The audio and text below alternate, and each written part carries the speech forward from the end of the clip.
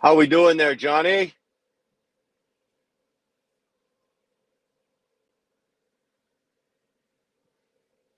Sorry, John. I saw that you sent me something on Messenger, but I haven't taken a look at it yet. I was just finishing up some filming shit for Dar.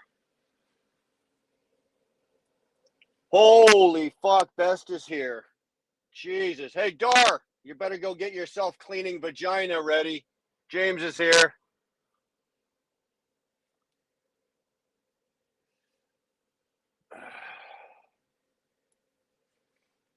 You fuckers don't mind if I give myself a bit of a bath, eh? Sorry, just pulled the pin, pulled the keys, pulled the shit. That was a hell of a roll last night, James. I burned off 600 miles to you. Thanks.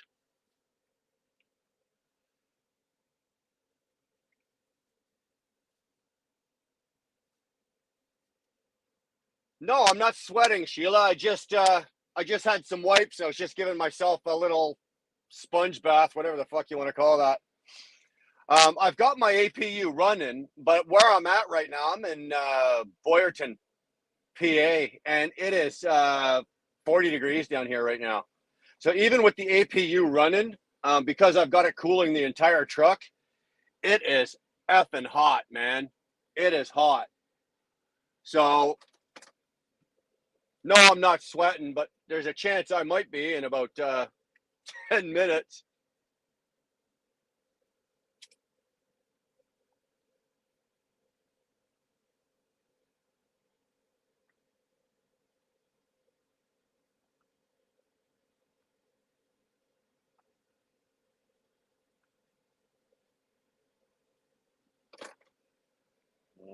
There's Curtis. James, you're a little hard on Curtis last night. I think even from where I was, I could hear him crying. Thanks, Curtis. I'm just throwing shit out there with the vlog. I've never really done it. I'm kind of watching a couple of other guys to get a feel for it. I don't know if it's something we're gonna take off with and try, or I don't know. I don't know. I don't have a fucking clue, to tell you the truth.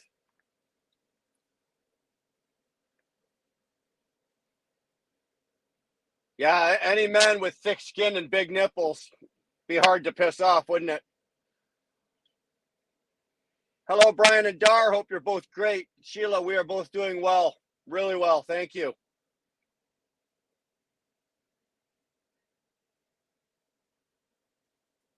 27 and 37 in Niagara. Yeah, well, I think it was 35 here, and it was over 40 with the humidity. So either way, bro, that is hot. Crypto, I jumped all over him the other day. I just found him. He's out of Winnipeg.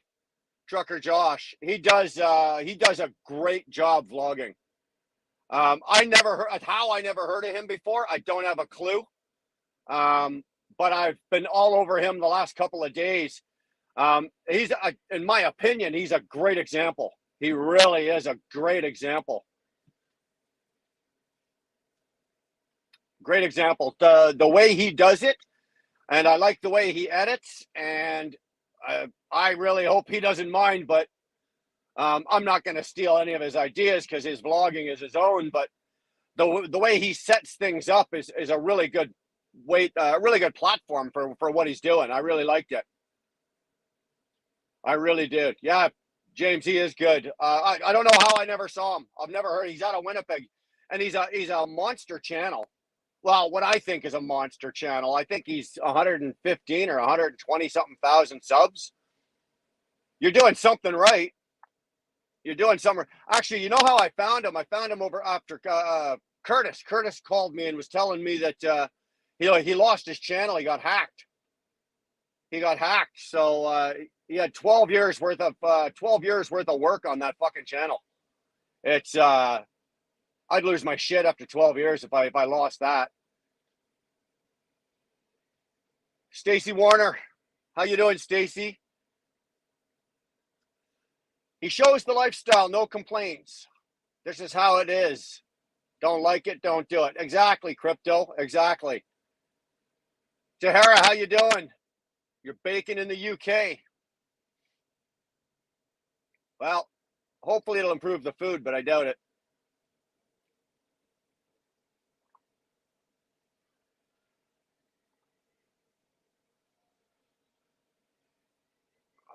The wheel burner songwriter himself. Look at that. Campbell's in the house here.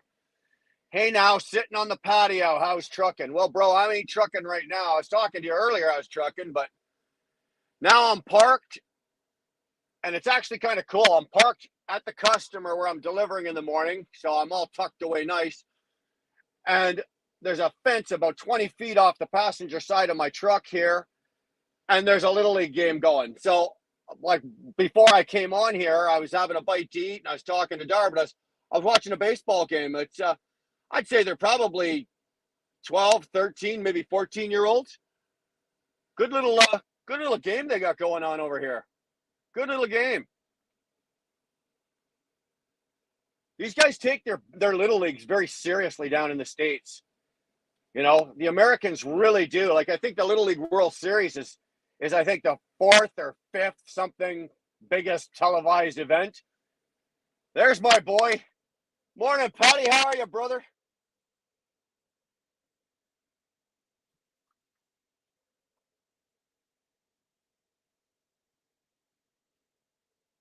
Yeah, I'll take free entertainment all day long, bro. All day long.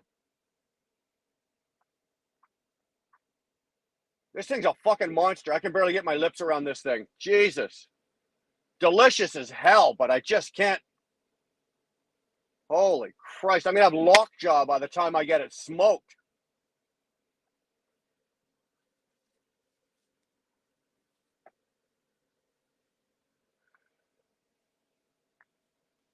Yeah, it is. Yeah, it is the American pastime. It really is. You guys are batshit crazy for your college football, your NFL football, and your baseball. You really are.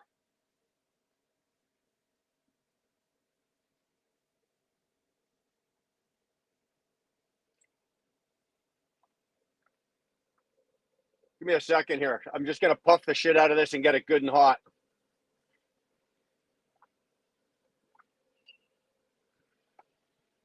Yeah, Paul, I've been by that. I've been by through Williamsport. I've been by the Little League where they play the World League.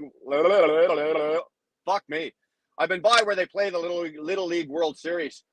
It's an impressive little compound they got there. I think they got the museum there, and they got the Hall of Fame there, and the diamond and the facilities are top notch. You'd almost think it was like a professional field, and it is for all intents purposes a professional ball diamond, just in a smaller venue.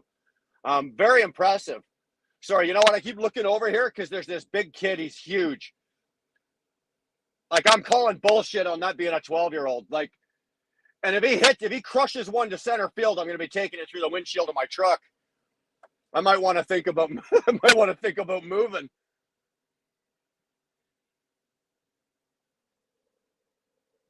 No, he just shot out for a double. Yeah.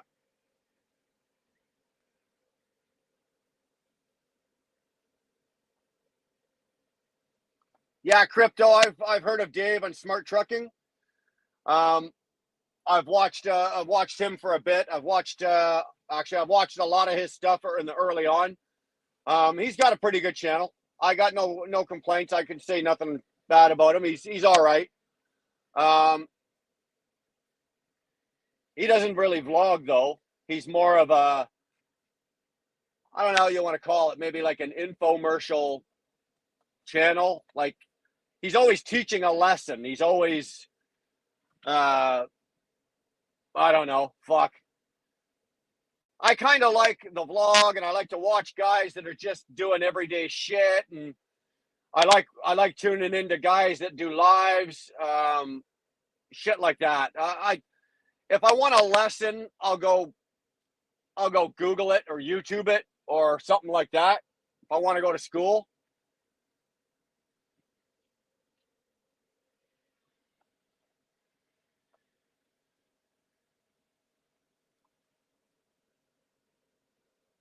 Oh, there's too many regulations in sports. No shit, Curtis. No shit. It won't be long before you won't be able to play a sport without going through 26 checks, physical checks, mental checks. Make sure you got your fucking 13th COVID shot too. You know, you can't go play unless you've had 13 COVID shots, 12 boosters. Um, and you're praying to Trudeau or Biden. Jesus. Ron, how are you, buddy? From Montreal. Well, Ron, I dodged Montreal this morning. I was supposed to go in there this morning. My load was out of Sugar Creek, Ohio, yesterday, and I was supposed to deliver into Laval this morning. And thankfully, I got fucking rerouted. I got to drop it in the yard and drop and hook and turn and burn and grab another one, and that's why I'm down here tonight. Otherwise, I would have had to mess around in Montreal this morning, and I don't know what it is about that city, man. 30 years that city's been under construction. The roads and everything, the infrastructure have been under construction, and they still haven't got it right. And even the shit that they've got completed and got finished, the work they got done, is already crumbling and falling apart. They're going to have to start again.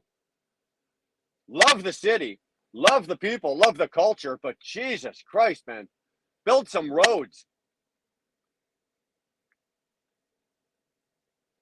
Never getting VX'd. Caused my dad Bell's palsy on his face after the second shot within 24 hours.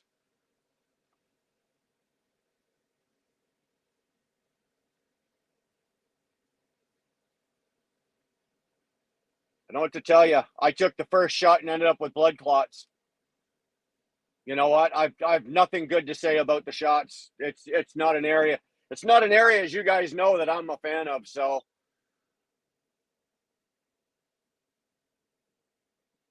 Will Wortham. Why do Cascadia brakes sound like a dying cat howl? Yowl. Beats the shit out of me, dude. I don't usually stick my head out the window when I'm hitting the brakes. Next time I'm hauling down on the brakes, I'll stick my head out and I'll let you know. Pretty much as far as I know, unless you've got disc brakes, and I don't. The brake drums and pads on my truck are probably the same as a KW, a Pete, Star. I don't know.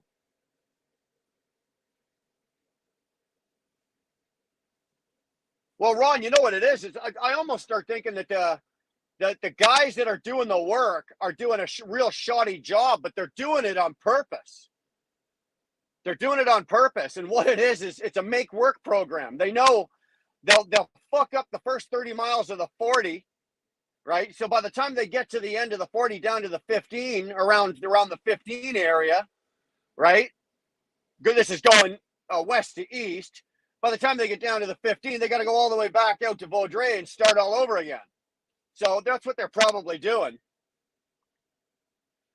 Will, that wasn't my brakes you heard. I know what yell you're talking about. I think that's a piston, a brake piston. That sound actually comes from right underneath my seat, right? So if I'm recording off the GoPro, which is right here by my face here, if I'm recording off of that, and the window's open a crack or something, that's what you'll hear. And it's when I hit the brakes, and I'm coming down, it's when I take my foot off, and then when I put it back down again, you get that wow. No, I'm not going to try to make the sound, but I know what sound you're talking about. That's not the brakes themselves. It's not the brakes themselves.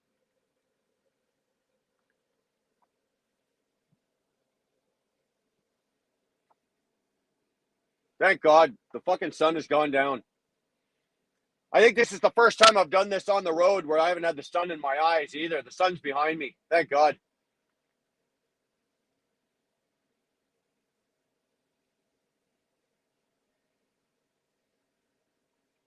The reason why Quebec is doing it because they have no economy and they rely on a fuck ton of federal funds. Well, they've got, don't get me wrong, Curtis, Quebec has an economy, right? I pull a lot of shit out of Quebec. You know, there's a lot of factories, a lot of industries, a lot of A lot of, I think they're second in the country for lumber next to BC. Um, there's a lot of industry. There's a lot of economy there. There's a lot of corruption there. A lot of corruption.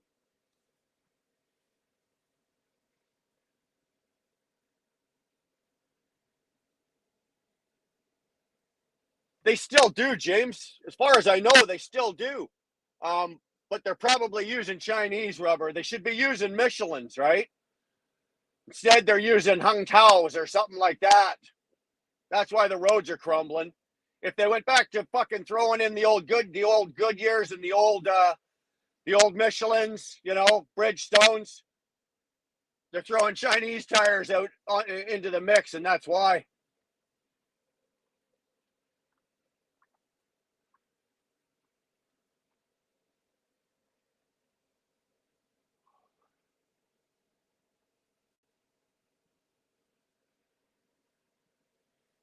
Hey, Pat, don't encourage Curtis, please. Really, he doesn't need any encouragement. He does fine just by himself.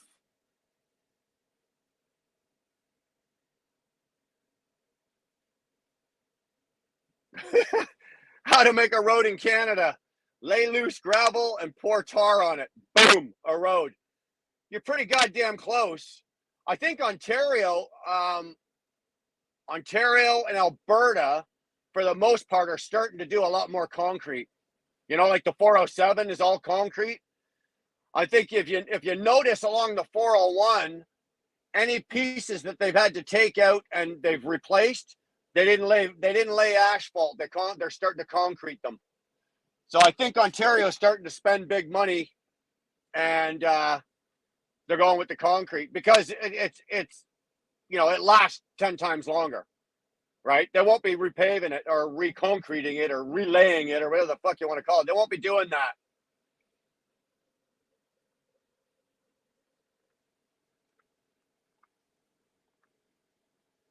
Pat, you're an asshole for encouraging them, and Curtis, you're an asshole for listening to them.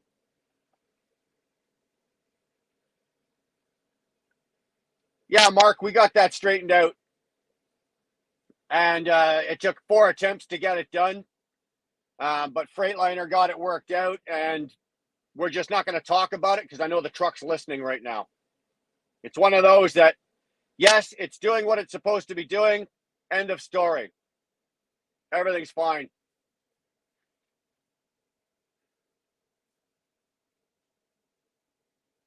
Hey, Northern Girl, how are you?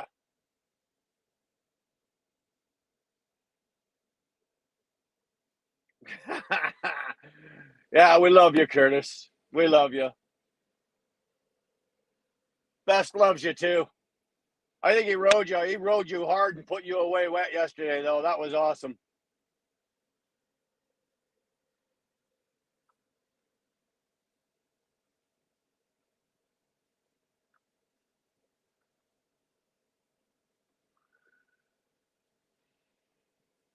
Yeah, I'm thankful.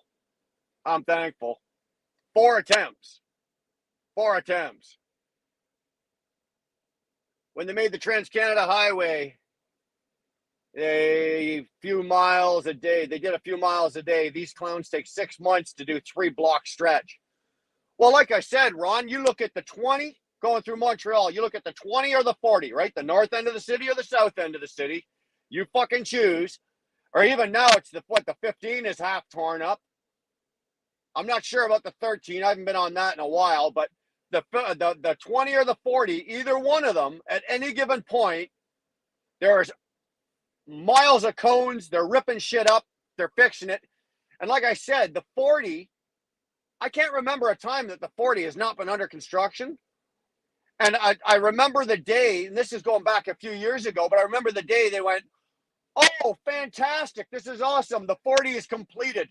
3 weeks later, they had to go back and to the very beginning where they started, like I said, in Vaudreuil there, and they had to start all over again. I guarantee you. And now that you guys got that bypass going over there, now that they got that there, holy shit! You watch when that thing starts crumbling and blocks of cement start landing on the highway and start killing people. It's going to be awesome. Hey, Don, how are you, man? Glad you are here. Karen checking in. Glad you're here, Karen. I think Ontario should follow Michigan, do everything in concrete, and go broke while doing it. Well, I think the story with Michigan is Detroit went broke first and took Michigan with it. Pretty much. Detroit and Flint, as far as I know, are both bankrupt right now, and they have been for a few years. And they basically dragged Michigan down with it. Oh, Michigan roads, James, Michigan roads, man. Yep. Before I get on, I'll cross in Detroit or Sarnia, and before I do, I start duct taping fucking parts and panels on my truck because if you run the 69 out of say Sarnia all the way down to where it hooks up in Battle Creek, I guarantee you're losing parts, drivetrain parts, nuts, bolts. Holy shit, man! I got through there last time, and two of my cabinet doors had rattled themselves open. Now, yeah, it's a Freightliner, so okay, but you still gotta hammer the shit. And right now, I think 69 between Flint and Lansing is under construction, so it's even worse. Absolutely the worst.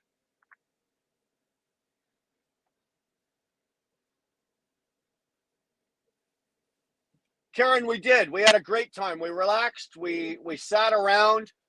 Um, we watched sunsets. We watched sunrises. We had fantastic breakfasts. We were treated royally, like we were like treated like royalty. That's all I can say. Um, you will not find a five-star resort that is as good as this B&B, guaranteed. And this was less money. It was pricey, but it was still less money. Absolutely.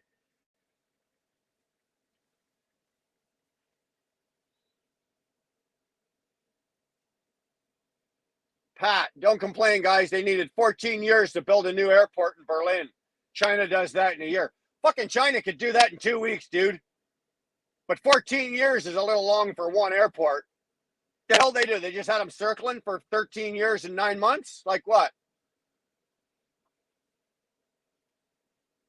Yeah, I think you're right, IH. I think you could be right. Chatham to Windsor, I think, is already concrete, and I know that there's construction from. I think they're now laying the patch from Chatham into fucking London, and I think they're going to be concreting that because I know right now it's down to one lane. You can only run one lane through there, um, but at least it's not taking them 6 years to do it. How is it in Ontario? You can rebuild a stretch of road from Windsor to Toronto, right, in a couple of years, but in Montreal, you can't do 35 miles in 10. How the hell is that? Go figure. Emil, it'll take them 20 years to figure out how to lay concrete. When they did the 75 in Manitoba, Winnipeg to the border, 5 years later, it was like riding a horse. Well, that's what the 69 through Michigan's like. Actually, just about everything in Michigan is rough. And so's, I don't know if anybody's noticed, any of the truck drivers have noticed, when you run the 90, right? Let's say you run the 90 from PA all the way to New York, right? All the way to New York City, or as far into close to New York City as you can get. That's a toll road. You're paying to drive on it. You would think that it would be maintained and it would be smooth as glass, but that's another one. That for Christ's sake, if you're going to charge me to drive on it, you better fucking take care of it and make it worth driving on because it's terrible. But Michigan, all the roads in Michigan are bad. I know that they're working on some, but it's just you're more likely to see the guy with the 1-ton truck with a bed of asphalt in the back and two poor bastards with shovels walking up the highway, and they just fill in the holes and we're supposed to run it over with our tires and flatten it out. So that's how Michigan fixes their roads.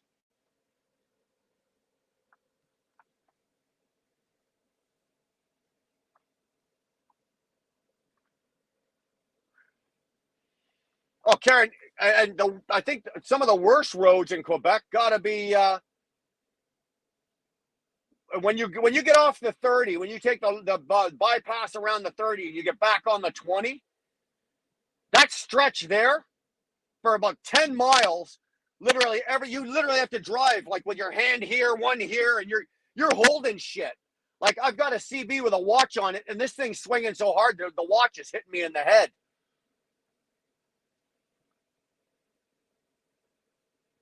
Pat, needed to be cheap, so at the end of the fall, any inspection and get rid of all the mistakes took them a few years. Yeah, Chris, absolutely. You're talking about Quebec, right? Mafia, unions, bikers, politicians, jack-offs, basically. I'm all good for the mafia, bikers, maybe even a couple of the jack-offs, but the union and the politicians I can do without. Absolutely.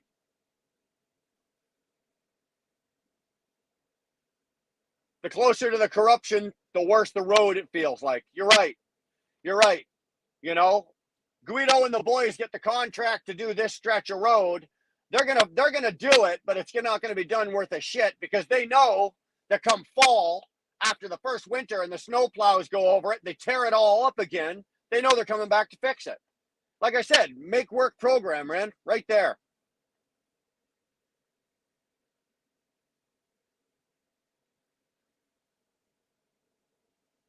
Will, so they're okay. So I'm wrong. They're resurfacing to London. I think that's a mistake. They should just fucking concrete it. They should just lay out the concrete. Uh, were you as I-90 Erie, Pennsylvania? Yeah. What did I say? That's what I meant. Yeah, you pick up the 90 in Erie. No, not Erie. Yeah, pretty much Erie. You pick up the 90 in Erie, you cross into New York, and it becomes a toll road, right? Then it's a toll road from New York to from Erie to Buffalo. You get that small stretch around the 190 around Buffalo that there's no toll. Then you get back on it again, all the way back out to Syracuse, and it's a toll road. Ron, I've never driven, but I do ATS and ETS. Two great sims, and maps are great. Well, I drive, and I've never done the sims. One day, one day. And the concrete near Tilbury is under construction again to cut expansion gaps. They're going to be just like the 69 in a year or so. You know what? Like I said, bro, it's a make work program. They're doing shit like that on purpose. I think they're just fucking it up. The unions involved, the mobs involved, crooked politicians are involved.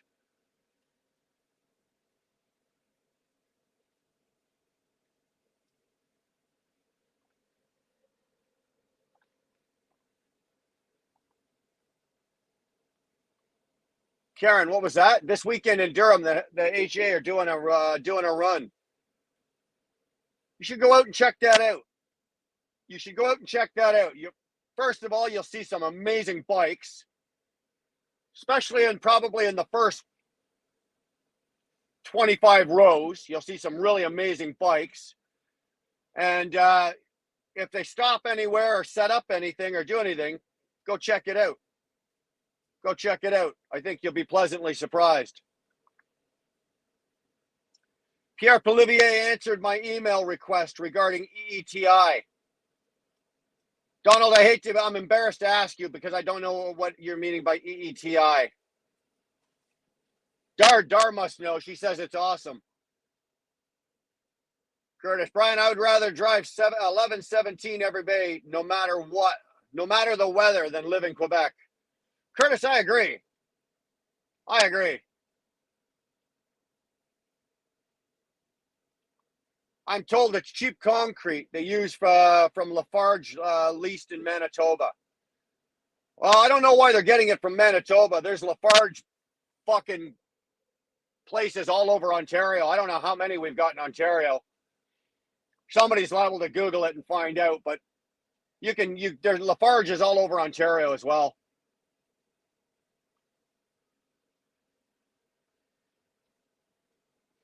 Oh, he actually responded. Dude, I didn't get anything back. Nothing. Do me a favor, Don. Forward me that email that he sent you. Send it to the Wheelburner Express email. Dar and I are going to I want to take a look at that, if you don't mind.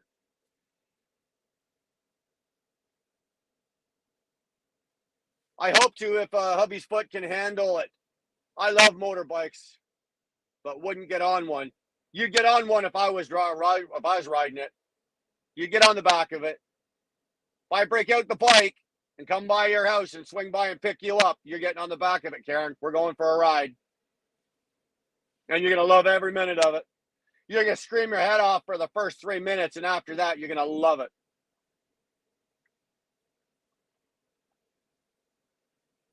Me and my mom went through 3 weeks of fighting fever. My mom is 82, and we both are non-jabbies. She is a strong girl. Absolutely, man. Ron, you are 100% pure? No jabs at all? Nothing? Good for you. Good for you.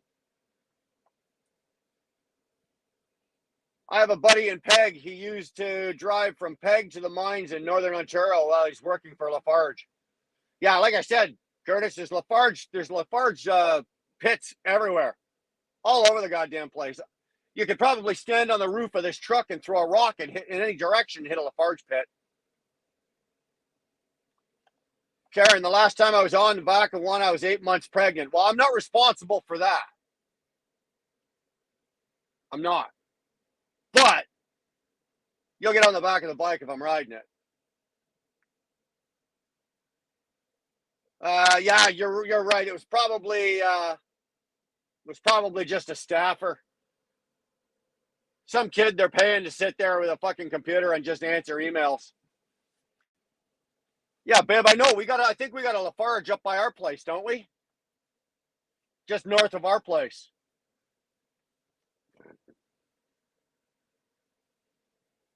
Oh, fuck. Listen here, Symbol Boy. We've already had enough of Curtis's tits. He blasted us last week. He blasted Best Channel the other day with his tits. No, we're not blasting titties tonight.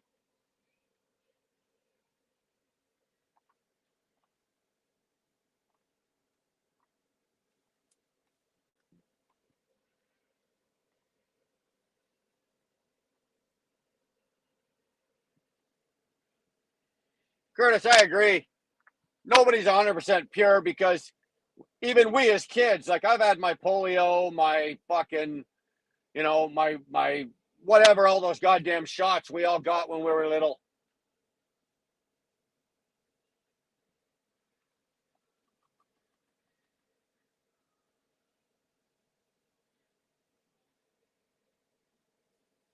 Whose titties getting the blast? Then nobody's blasting titties tonight. Nobody. This is going to turn into a fag stag. All these guys are showing their boobs on my channel. Now, if a woman was to show her boobs on the channel, we'd be shut down like that. We'd be done. Mind you, I'll give it to Curtis. Those were some sexy boobs. Those were some pretty sexy man boobs and nipples. So, I don't know. I just thought I'd throw that out there. Yeah, Don, Villeneuve is big up there. They're out where we are as well. They get around, but I understand the majority of the got jabs did keep their job. My mom has medical reasons for no jab. I take care of her. Yeah, I did not jab. Good for you. Good for you. I really, really, really wish that I was in that position and I was able to do that. But here you go, Curtis. Here you go. Dar's looking for boobs. She's looking for man boobs.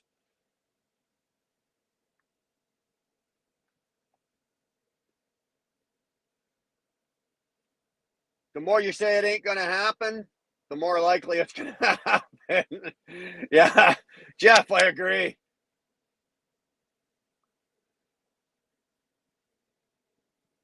Dude, I can't compete with you. You know what? Before the competition starts, I'll throw my hands up right now and say, Curtis, you win. I can't compete with that. Yeah, I got nice torpedo-y nipples for a guy. But, bro, like, you got a fucking rosebud there, bro. You got 2 rosebuds on the end of those boobs. Can't compete. Cannot compete.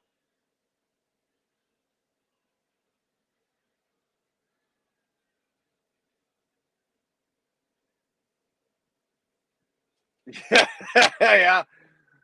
We'd all be happy with the lady puppies, but we can't show those, or next thing you know, we'd all be over at your house in your backyard talking because there'd be no chat.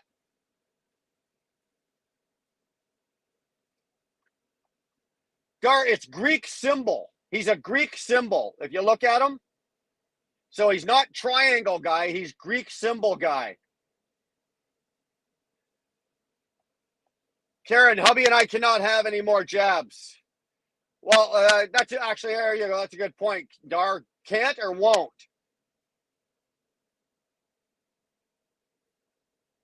Why does Curtis? You know what, Jeff? That's a good question. I asked him about that the other day. I said, it looks like he just got prison raped and they put his picture up.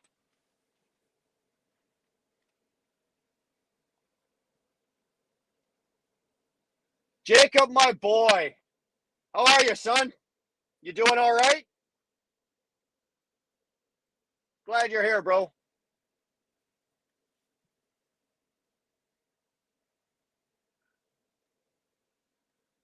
Ron, you don't know what you've been missing the last couple of weeks, bro. If you haven't been in here and you haven't been following along, man, you've been missing the shit, brother. We've had man boob, we've had my boobs, Curtis's boobs. I'm telling you, we've had some impressive stuff going on. If you've been away and you've been missing it, can't help you. You're gonna have to go back and watch the replays on those.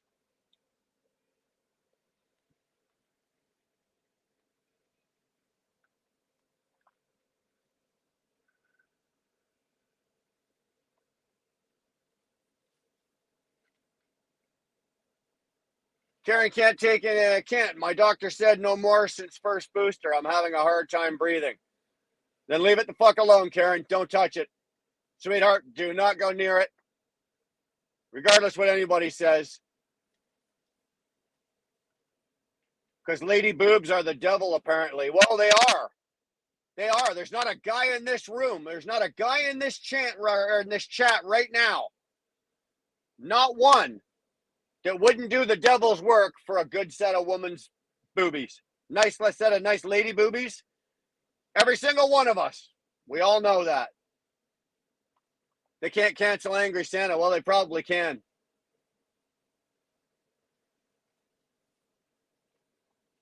Philanthrop chick. Delta. Email was forwarded. Thanks, Donald. I'll go look at it, or Dar will probably look at it while we're doing this. I got a squirrel climbing up the side of my truck. I couldn't figure out what the sound was. He's on the step.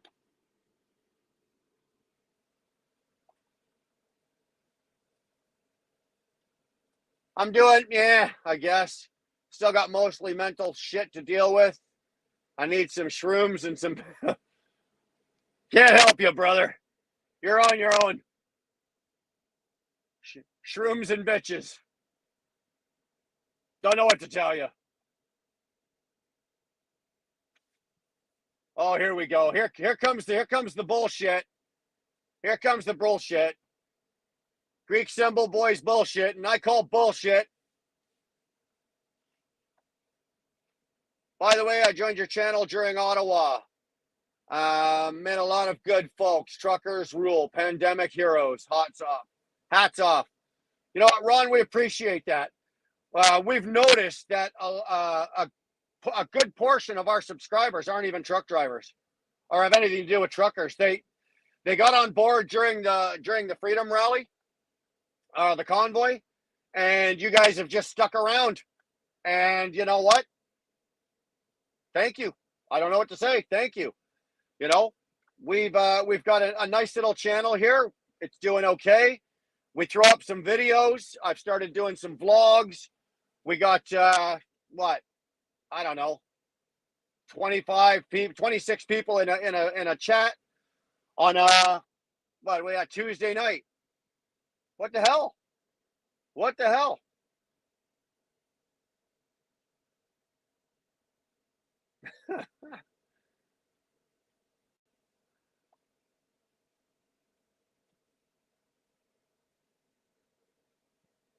Well, if there's a squirrel climbing up my ass, well, you know, me or the squirrel are going to have a problem. I guarantee you that. Been here since February. Well, like I said, guys, I appreciate any of you that came on board when we were doing the convoy, and you stuck around. I appreciate every minute of it.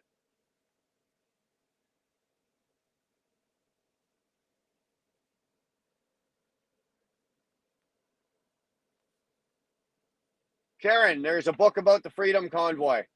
I have not seen it. I didn't even know there was one. I didn't even know there was one.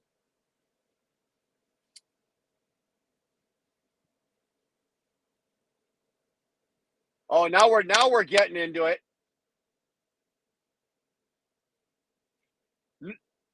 Now we're getting into it. Curtis, what's your cup size? Curtis, I want you to go to Victoria's Secrets tomorrow and go in and get measured. If they charge you for it, I'll pay it. Okay? I will pay for you to go into Victoria's Secrets, grab one of the girls in there that does the sizing, and get yourself sized. I'll pay for it. I want the receipt, and I'll pay for it. Jim, did I try the gold bond? No, not yet. I haven't needed to. I've the boys have been relatively cool lately.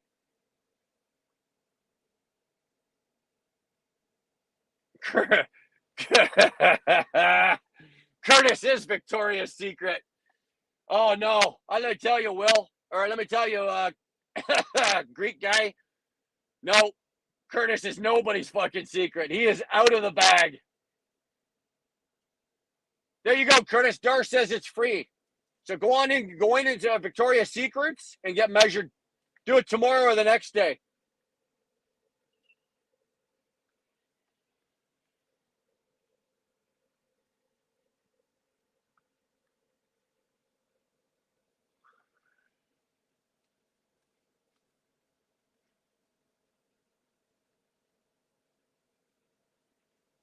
Andrew Lawton wrote it. It's in the Toronto Star bestseller list. Indigo refuses to carry it except in digital. Yeah, go fucking figure. Indigo should be fucking banned. Everybody should be just jumping off of Indigo.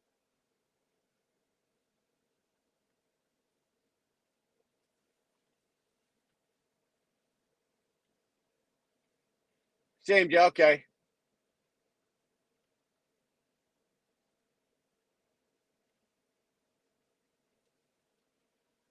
You all made it different. Things in Quebec changed fast. It was going crazy. Power to the honk. You know what? Absolutely. I wish it would have made a bigger change here in Ontario. All it did for us in Ontario is make us criminals. Make us second-class citizens. Really.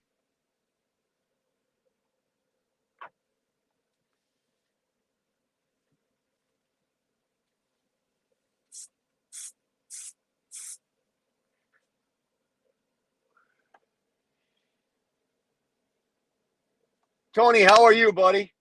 Glad you are here, man. We're doing well. I am trying to stay cool.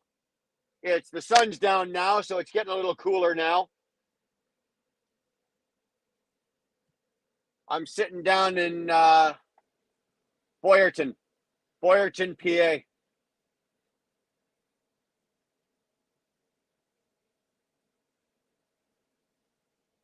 Clothes on the floor. You know what, Jacob? I know a lot of people that live in Quebec. I have family that live in Quebec, and they're leaving Quebec as soon as they're possibly able to. As soon as they're possible. I've got a cousin there that has a son, and for his education. He's a little bit of a special needs boy, and so he needs a specific type of school. But once he's done and he's graduated and he's done college, they are the fuck out of there. They are not sticking around. They don't want nothing to do. Absolutely nothing to do. Philanthrop chick. My cup size is freedom. Mine too, baby. Mine too. My cup size is freedom. Big freedom.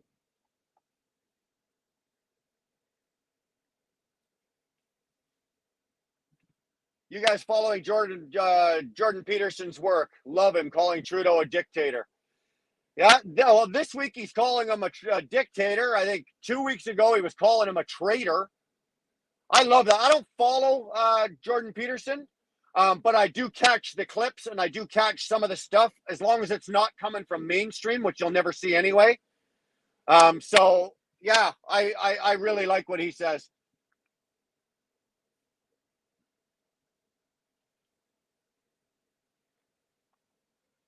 Curtis, puppies have been bailed as well.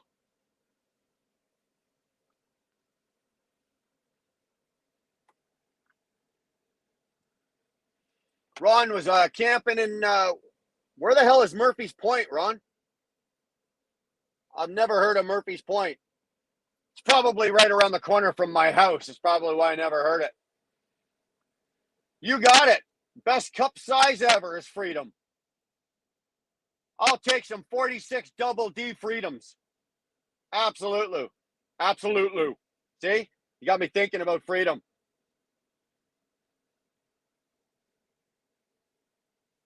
Anyone follow the Rubin Report podcast?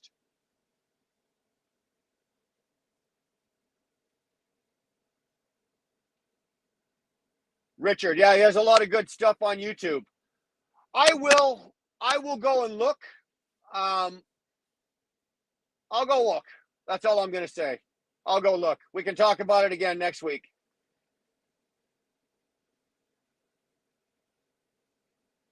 I don't know. I don't know. I don't know if it went off without a hitch. I didn't even know they were having one. That would probably explain why the HA are having a ride tomorrow. So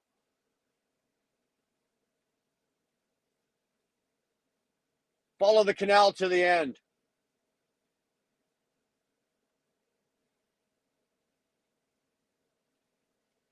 IH. Joe Rogan did. Now, Joe Rogan, I do watch, but I did not see this. If it was just a couple of days ago, I will go back and I will see. I will see what Joe Rogan had to say about Trudeau. I know he's not a fan. That's for sure.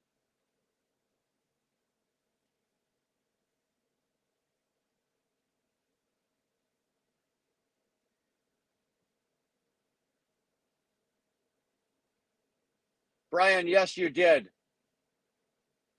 Dar, what did I do? What did I do?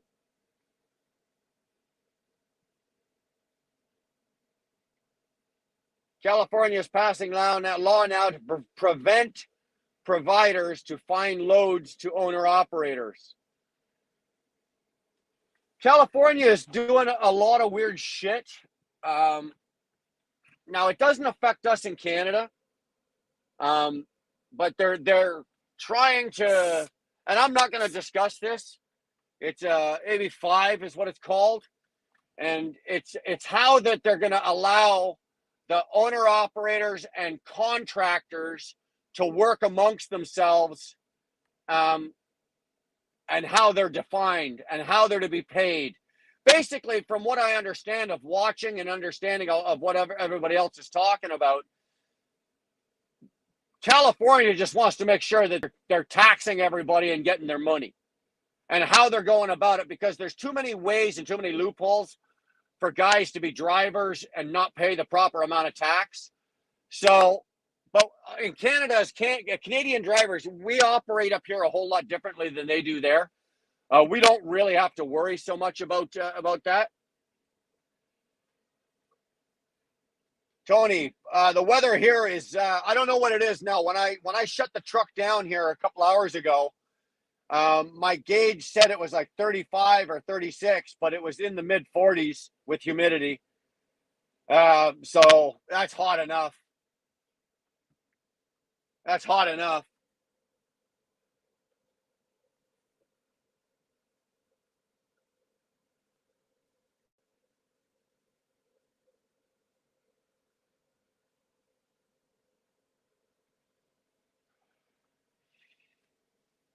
Curtis, you do. You need to go out to Alberta.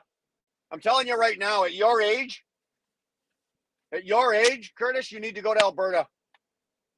Get up into northern Alberta and work. You could work up there. If you worked hard out there for 10 years, you'd be set. You'd be set.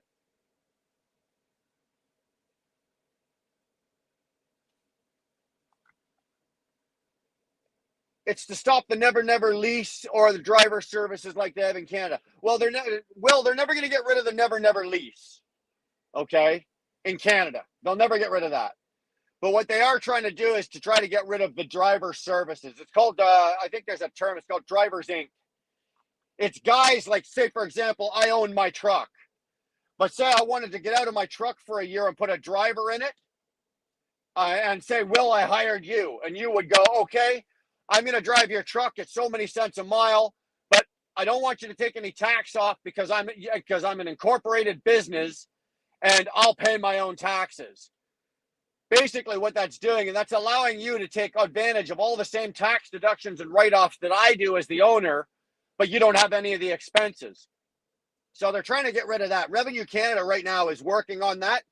And all the guys in the last 5 or 6 years that have been doing it, they're in a big surprise because they're going to get fucking audited, and they're going to be screwed. They're going to be screwed, and they're going to be paying big money. If you are a guy doing that, I suggest you get yourself on a payroll and start paying taxes and just operate like a company driver. Now, Will, that's not to say that I can't hire you, put you in my truck, put you on a payroll, deduct your EI and your taxes and all your shit. I can do all that, and that's perfectly legal.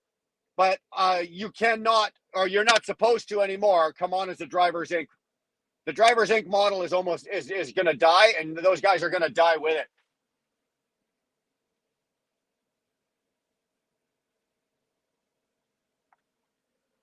Greek symbol boy, aren't you? You're a BC boy. You're an Alberta boy at heart, but you're out in BC. You're the enemy, dude. You're the flower power. BC is like the California of Canada, right? The tree hugging. Oh my God, watch your feelings. Don't hurt my feelings. Get my mangina.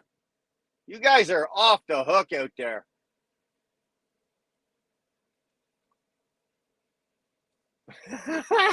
Will, you can't afford me. Right now, Will, I can barely afford myself. But it's getting better. We're doing much better now. It's 22 up there, Don. That's comfortable. To me, 22 is comfortable. I like 22 all day long. I love it. I wish it was 22 all year round. Like all season, 22 degrees. I'd be a happy man. Oh, I'm not calling you the enemy. I'm just busting your ass. Anybody that's crazy enough to fucking come on a YouTube channel and start conversation as a Greek symbol, all right. People are leaving California. Ruben talks about it all the time. 40, 42 degrees. That's where Dar is. How's your mile per gallon? My mile per gallon, I did so far this week. I left on Sunday morning. I pulled a flatbed out to Wapakoneta, Ohio. I loaded bricks in Sugar Creek and came back. On that rounder there, I was 7.9. I was disappointed. 7.9. And then I got this load I got now, and I've got a van and I picked that up in Iroquois. And like I said, I'm in Boyerton, PA, and all the way down here right now, I'm at about 8.7, 8.8. So I'm right where I want to be. So mile per gallon, I'm doing okay. I found that because my truck has the high condo roof, I find that when you put a flatbed on it and the air, it disrupts the air. Like if you put a van or a roll tight, the trucks are designed for the air to go down, go up and over the trailer, and it really streamlines you. When you put a flatbed on there and there's no streamlining of the trailer, it disrupts the air and it actually causes drag and makes your air mileage. Makes your air mileage, Will. It makes your fuel mileage drop. So I'm an 8.5 to 8.8 mile per gallon truck with a van. And as I just discovered with a flatbed, I'm about a 7.7, 7.8. So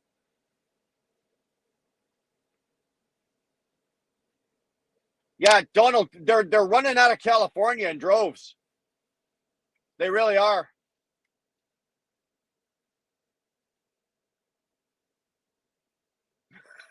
I'm not repeating that. I'm not repeating that. That's not happening.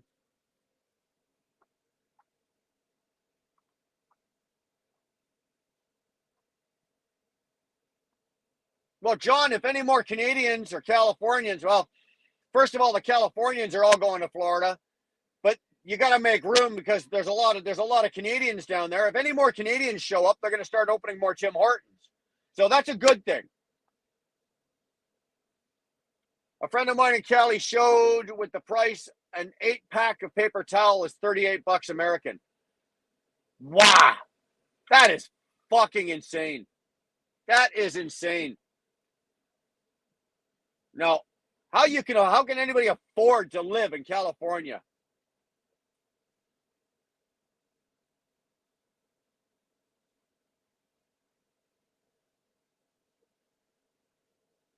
Your RR is higher, so that's what you get. Mine is 9.3 weekly average. If I do the weekly, I didn't do my weekly average for last week. Shame on me, I didn't do it yet. I do it. I track mine daily, and actually I track mine from fueling to fueling. Right, that's the only true, in my opinion. That's the only true way to get an exact. I don't go by what the truck computer says. Yeah, I'll look at it and watch it, but I go the old school way by this is how many gallons of fuel I put in. I look at the odometer. This is how many miles I drove. This is my fuel mileage. Um, Funny enough, with this truck here, if the truck says 8.8, my fuel mileage says I got 8.7 or 8.6. They're usually within point one or two of each other, so I'm not too worried about it. Too bad California is going downhill. It's a beautiful place. You know what? I've been to California twice in my life, and I didn't even stay. I drove right through it, from south up north and then out. Florida doesn't have debt. Yeah, yeah.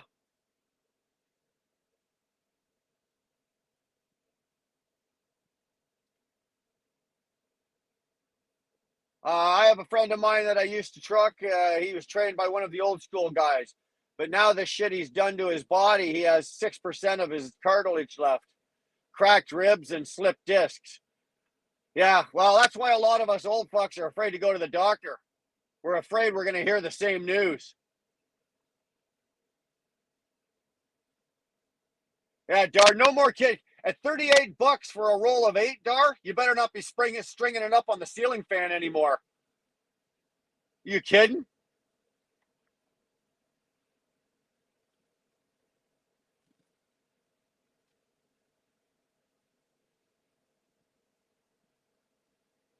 Yeah, I call bullshit on that, Jim. I think that is a COVID gouge. Honestly, I do.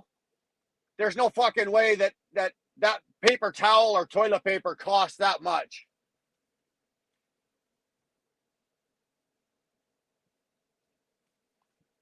I track loaded and empty legs, but I get paid percentage. So I look for what best net comparing loads. Okay, I'm not paid percentage. I get paid loaded and empty miles. So I could probably, if I wanted to, I could break down, okay, I ran this many miles empty.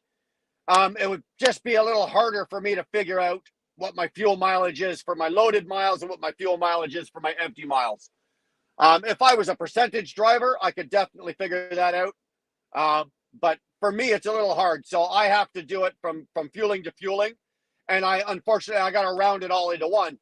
But usually, I'll be honest with you, in the span of, like, for example, I'm offloading here in the morning, and it's only 71 miles to Baltimore. I'm going into Baltimore for my reload.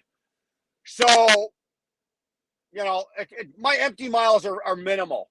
I don't think I've had to run more than 130, 140 empty miles in the last 3-4 weeks to go get a load anywhere.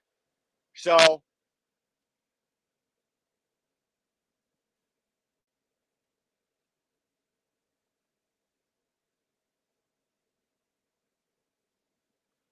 Trucking with Cooper managed to get 10.6 miles running 55. He has a Cascadia DD15 and a DD12, but I believe his Detroit is at 505. Yeah.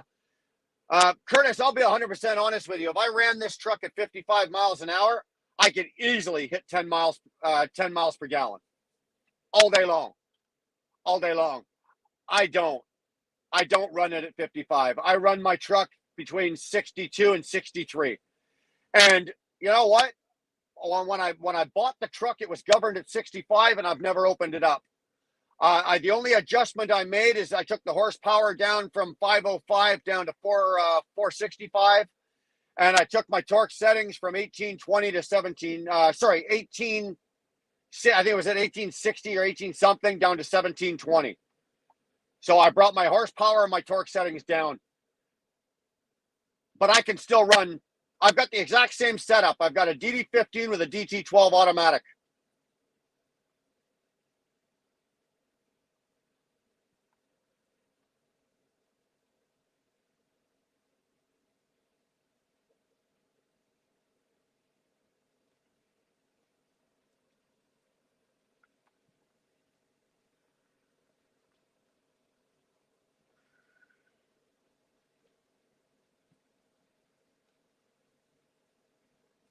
Yeah, you should be 3.89 bucks US, but she showed us the receipt. That's a fucking ripoff, Jim. IH guy, I'm blocked on Truckers Coaches channel. What did you do? What did you do, Curtis? I don't follow Coach. I don't go over and watch Coach. I follow James. I follow Best. I follow Spectre.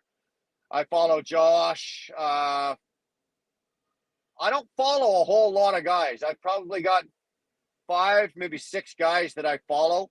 Nevada, follow him religiously. Other than that, I really don't. I don't, unless somebody comes to me and says, "Hey, have you seen this?" or "Have you, check this out?" Then I will.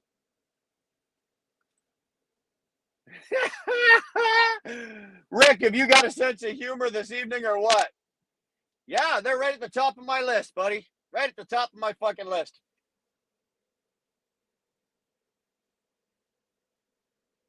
Just like I'm sure they're all over there following me, so.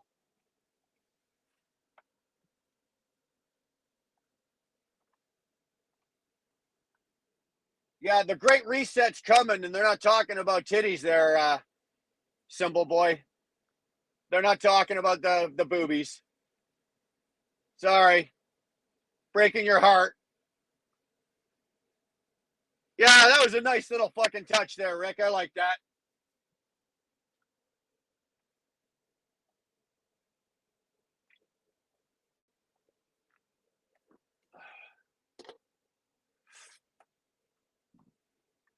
So I'm 5 weeks out. and I still haven't received my holdback yet. They're still holding on to it. The contract says 60 days. So I'm thinking I should probably have it. I think Dar figured it out probably by the 15th. If I don't have it by the 15th, yeah, the 15th, something like that.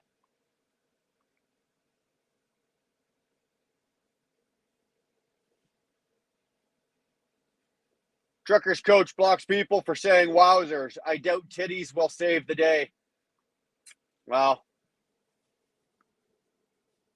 I don't. I see Coach around on Best, and I see him around in a couple other places, but I don't follow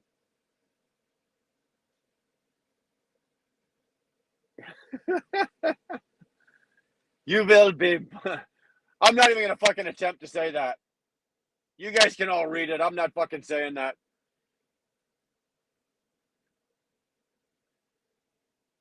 Yeah, you know what? I'll give them the benefit of the contract. The contract said this. Mind you, I think I'm the only guy in the history of the fucking planet where they actually held it out for the full 60 days. Everybody else I know, Callie got paid out right away. Dave got paid out right away. Richard got paid out right away. All these guys that I know, right? They all left and they got paid out right away. What, is it because I'm a nice guy? I don't know. Haven't been paid.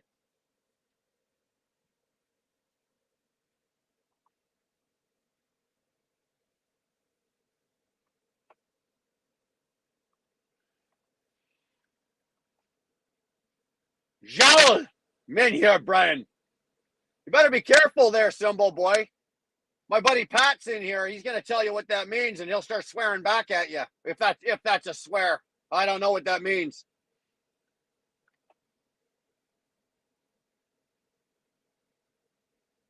I call bullshit, Rick. You're not a nice guy. I know who you are. I'm a nice guy. Look at this face. This is a face you can trust. This is the face that you would want to have come pick up your daughter and take her out on a date. Tony, I agree. Nice guys finish last. But you know what? For the amount of money and for the bullshit, I have to ask myself when it comes to little things like this, and I don't mean a little thing. I think it's about $2,500 they owe me. But is the battle that I'm going to go through worth the headache and aggravation? I'm going to get the money. I know I'm going to get it. I'm just going to get it on their time, not my time. So is it worth the headache and the battle and the bullshit and the stress that I'm going to put myself through and the arguing and yelling and screaming? No, I'm not. It's not worth it to me. You know what? I'll wait the 60 days. If after 60 days then they don't do it, then yeah, I'll take the truck and I'll drive right over and I'll knock on the door. That's a different story. The contract says the contract says. I'll abide by the contract. But Zach Brown's calling me on my phone. Somebody over there call Zach and tell him to get on the live. So I will do what the contract says. But on the 61st day, you better know if I don't have it, I'll be coming for you. I'll be coming for you. It doesn't matter. I'm being polite here, Brian. That's a face we all trust. Angry or Santa? Angry Santa. Yeah, baby. It's Joel. Joel. I don't have Pat. I'm not trying to say Joel. Joel. Fuck out of me. Whenever I talk German to you, Pat, I have to go to Google Translate and get them to say it to me so I can say it to you when I'm fucking with you. I can't read this shit. Yeah, Dar, I know the battle is sometimes worth it, but you know who we're arguing with. You know who we're fighting with. Sometimes when, yes, the battle is worth it, and I enjoy a good fight. You know I do, babe, but you know who we're dealing with here. And the powers to be that we have to deal with. It's not worth it. You know what? Like I said, on day 61, yeah, I'll go kick in the door, but not before.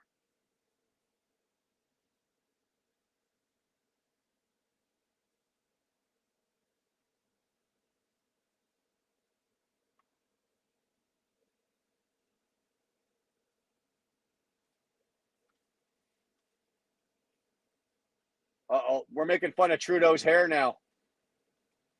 How is it JT's new haircut for humor, reminiscent of Dumb and Dumber? I haven't seen him in the last couple of days. I saw a picture of him the other day standing there against this wall with a bunch of the world leaders or something. And he looked like an absolute goof. Like he was totally right out of place. That stupid shit-eating grin fucking smile. I'd like to feed him my dick. Sorry. Ladies, Karen, sorry, apologize. But geez, that man makes me mad.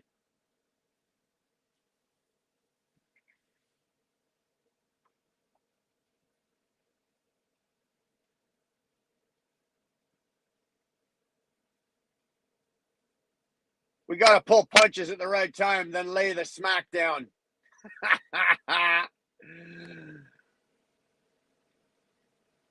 Yeah, Pat, do that. Do that. I need you to send me a voice clip. Send it to me in the morning. Actually, Pat, I'm not going to say it now, but there's a couple of things I need you to send me. How to say them in German.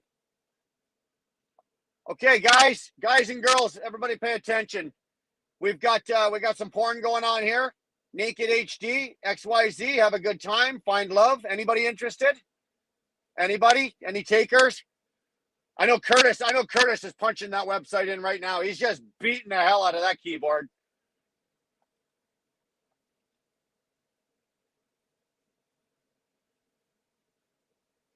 Yeah, that's what I heard. He looks like an idiot.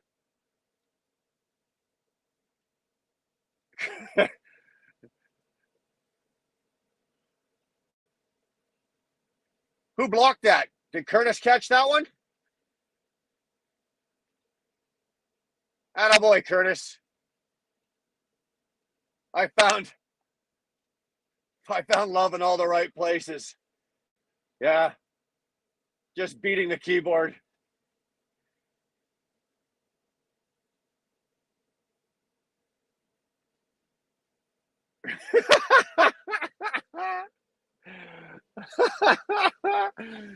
Curtis, you'd send anybody for free. You wouldn't even charge people, would you?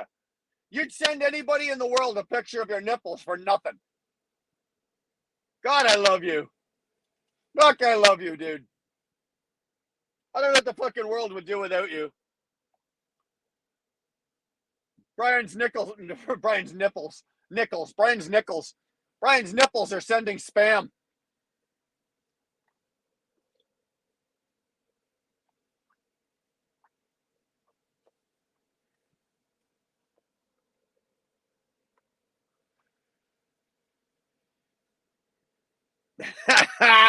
You've thrown enough loonies at his tits to win his love. You didn't love. You didn't buy. You didn't win his love. You bought it. You could throw a fucking loony at Curtis. And you bought him. He's paid for. There you go, Tony. That's what we got going on here. Curtis is the local supplier of nipple porn. Nipple Curtis at nippleporn.com. That's gonna be. There we go. Oh, Dar, you're killing me.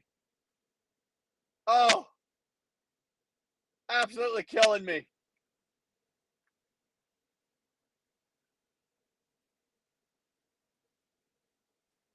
Holy crap. My eyes. My eyes. I can't take you can't unsee that. You can't unsee that. Holy shit. You know what? I'm good. I'm good for now, Curtis. I got my fill between us last week and Best this week.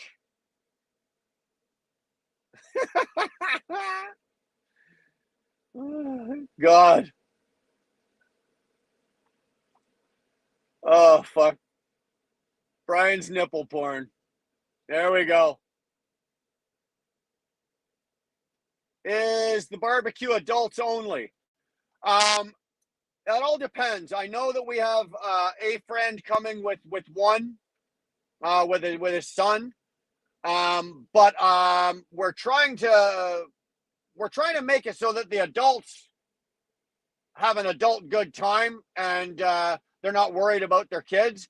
But if in the event there's no way around it, Rick, then bring, then bring. That's fine. And by saying that, I truly mean it, Rick. I'm not just being nice here. If you've got no other way to do it, bring them.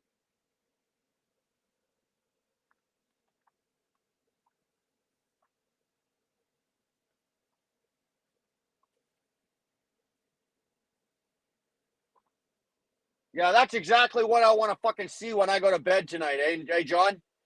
That picture of fucking Trudeau. Big dog, bulldog. Yeah, tonight. This is what we got going tonight. I don't know, dog. Are you a cigar smoker?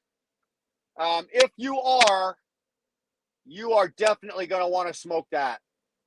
That is a Rocky Patel, vintage 2003. I actually earlier today smoked a Rocky Patel vintage 1990. These are aged, and they are awesome. This is a Nicaraguan, Rocky Patel Nicaraguan or Honduran? I have to double check that. But this cigar is on par with any Cuban you will smoke. I promise you. If you're a cigar smoker and you appreciate them, um, my humble opinion is that the Hondurans and Nicaraguans, even the Brazilians a little bit, maybe the Dominicans, but I know for sure that the Hondurans and Nicaraguans cigars are now on par with the Cubans, and they're cheaper. They're cheaper. They are good cigars.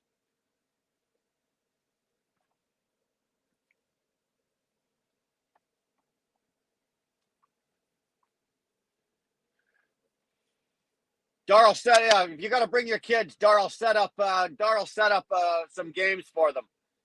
Yeah, we'll just throw them all in the pool with floaties, and we'll make sure that they can't swim to the side. They just have to sit out in the middle. Adults only. My barbecue does ask age or meat type. Rick, that's fine. That's not a problem at all. That's good.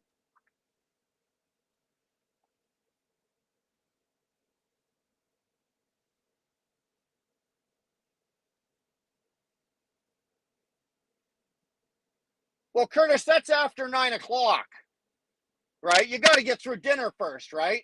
Everybody mingles a bit, hangs out, meets each other.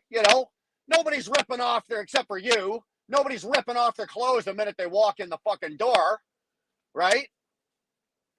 So you get to know each other. Then everybody gets naked and gets in the pool.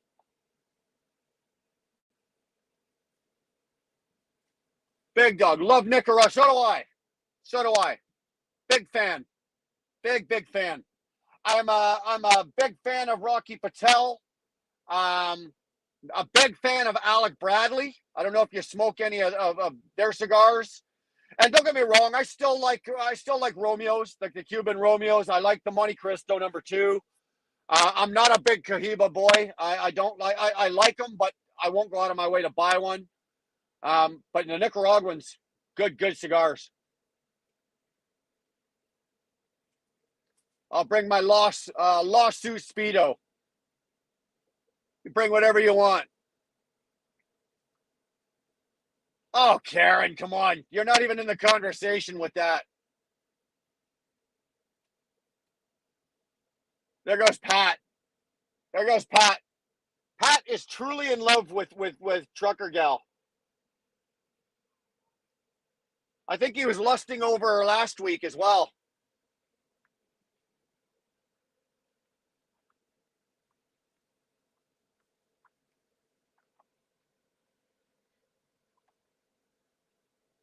Trying to blow a ring here.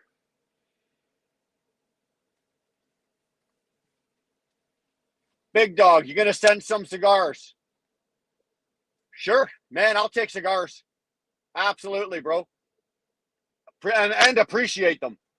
At least you know if you're going to send me a good cigar, I'll at least smoke it, enjoy it, and appreciate it. So, I don't know if you obviously don't have my address, but if you throw an email into the wheelburnerexpress at gmail.com, if you throw an email in there, I'll email you back my address, and we can work that out.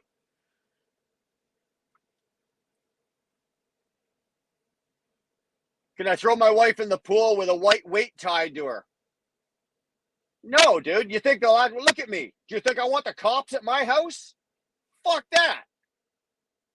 Fuck that. Last thing I need is the RCMP or the OPP at my place. You out of your mind?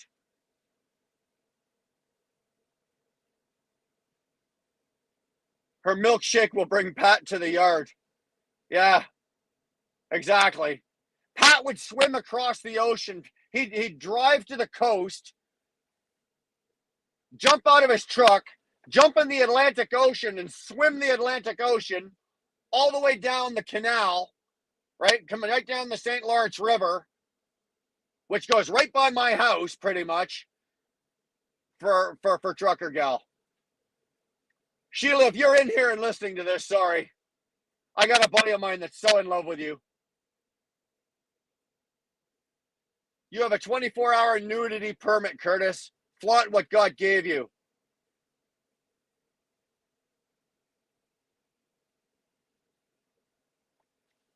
Curtis, it's not the heat. That's you, baby. That's you. You're so damn hot, you blew your router out. There you go. Curtis isn't coming to the barbecue. Guys, just so you know, unfortunately, he's got something else more fucking important to do.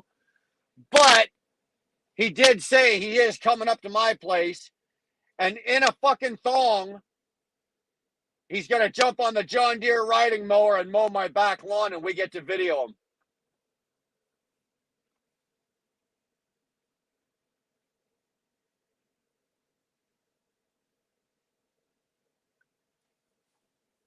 Brian does not have a mankini.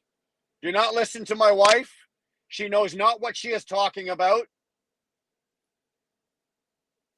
Yes, we are. We are sad. Curtis doesn't appreciate us. That's what it is.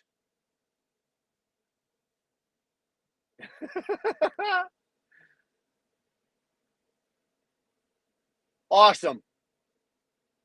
Oh, awesome. Sorry, I probably should have remembered, but dog, I've had a few people send them, so it's hard to remember. Sorry, bro.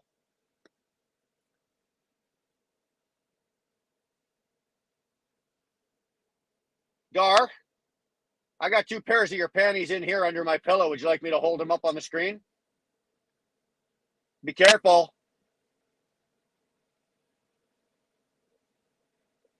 Dude, I've made the news a few times in my life for streaking.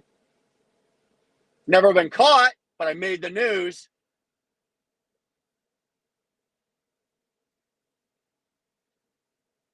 Absolutely. Absolutely, I am a lesbian. I am a card-carrying lesbian. I have a fully paid for lifetime lesbian membership. Yep.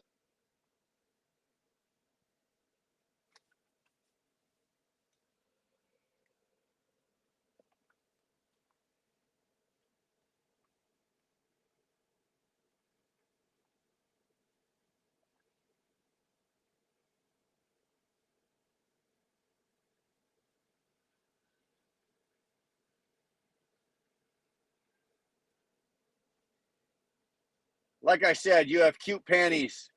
I didn't say if they were mine or yours. Funny gal. Funny gal.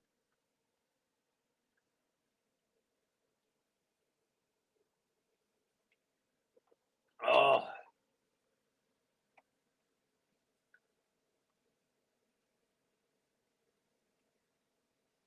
Are you going back out this week? Dude, I'm already out. I got to load in Baltimore tomorrow morning. Or not tomorrow morning, sorry. Fuck, they fucked up the load.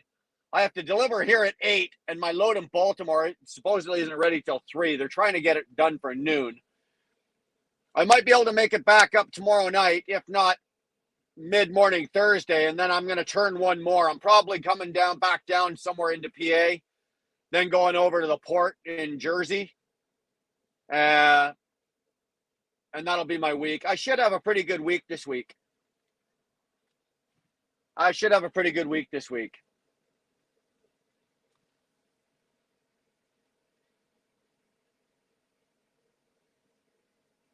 Holy fuck, Curtis, what?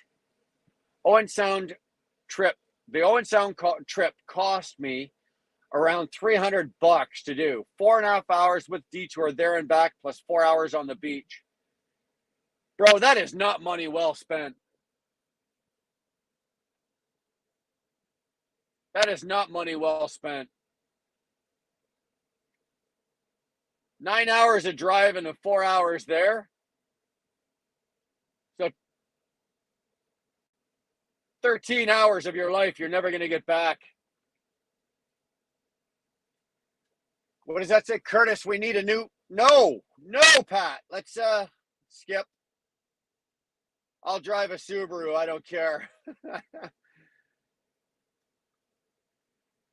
Yeah, what was it, Dar? $1.99 you said at Stinson today. If I do the third turn, Rick, it'll run me probably about 32, maybe 3,300 miles. I'm good with that. I don't need that many working here at this place here. I don't need that many miles. If I close my week anywhere between 27, 2,800, I'm profitable. Working where I'm at right now, I'm profitable after 2,200 miles. I can cover all of my expenses, pay myself, pay the truck, pay everything at 2,200 miles. Anything over 2,200 miles is just piling money on top. That's all it is. So I'm good at 28, 27, 28. If I get 300 or 300 or fucking 3,000, I'm good. You should have saved it for here.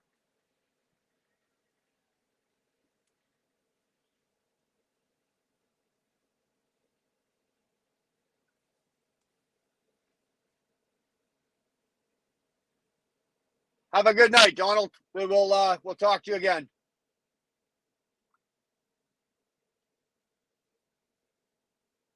No, Rick, I should be home Friday night. Friday night.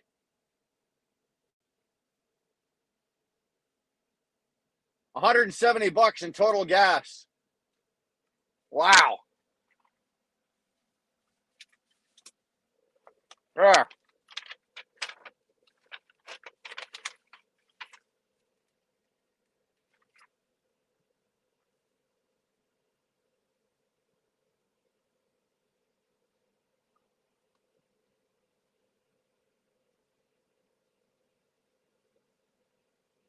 Oh, it doesn't give a call. It doesn't give a total. There's my fuel receipt for what I filled up today. 629.5 liters, and I paid $1.71 a liter. So somebody break out the old group calculator there and figure that out.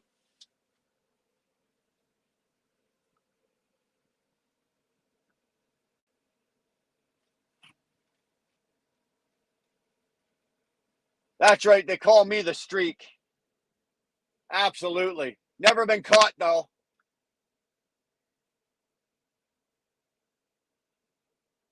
Yeah, that's a good week. I'm good with that. That's a good week. And the funny thing is, I haven't had to kill myself to do it. Right? I went from, like I said, I went from Iroquois out to Wapakoneta. That's a nice easy jaunt. 401.75, and you're there. Then I went Sugar Creek back up to Iroquois. That was a nice easy one. 90 to 81 to the 401. You're there. You know. Then I get here. This was nice and easy. 81 down to 476. Bottom out to 476 to the, what is that? The 633 and a couple little detours. That was good. Whoa! Appreciate that. I got to bounce early, but I want to say thanks for always being a great sport and giving me a laugh. Hey, man, Come on in here anytime and we'll laugh. We'll all laugh together. Appreciate that. Appreciate that. Have a good night, bro.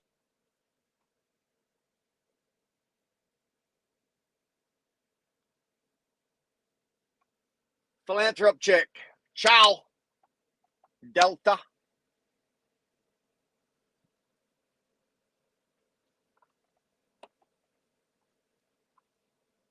Rick, this is a whole new ball game working here. This is a whole new ball game. It really is. Since I worked here last, a lot of things have changed. Ownership has really done some big changes. And I think they've realized that the way to go is through the owner operator. And they've structured a lot of their business style now and their routes. And they've structured it a lot for the owner ops. And because it's a smaller company, they're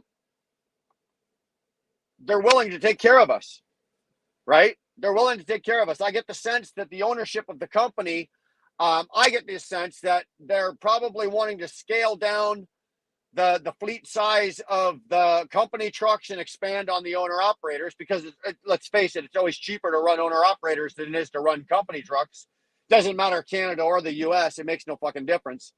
So that's what I get the sense. And I think if he wants to keep owner operators and he wants quality owner operators, he's going to take care of them. And right at this moment, he is. He is. I know that there's now 9 owner operators with this company. When I was here before, I was here for almost 5 years, I think, something like that. And at that point, there was only 4 of us. I come back now, there's 9, and we're growing. So, like I said, I get a sense that the ownership, the family that owns the company, they're more interested in taking care of us and making sure that we're happy and we're well paid and compensated. And more than that, they're fair. They're fair. As much as I'd like to say that that, Ronan had a pretty good open door policy. I could go walk into his office anytime I was in the yard, and if I had an issue, I could talk to him. It's pretty good. But I know that Bruce and Pam, the owners of KBD, I know that I could walk in at any time, or I could pick up the phone right now and call. I've got Bruce's cell number. I could call him right now, and he'd probably answer the phone. A lot of you're not doing that at ET. You're not doing that at TransX, Challenger, Contrans. You're not picking up the phone and calling the owner, and getting a response.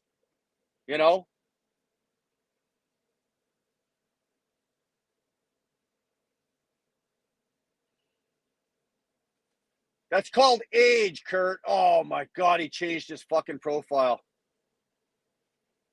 Oh. Look at this. You got Dar checking out your boobs, dude. Oh my God.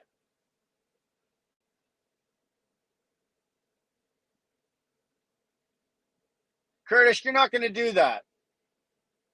You're not going to do that. You're not going to run a year or 2 as a company driver. That's whoever told you to do that gave you bad advice. Okay? You're going to run for 5 years as a company driver.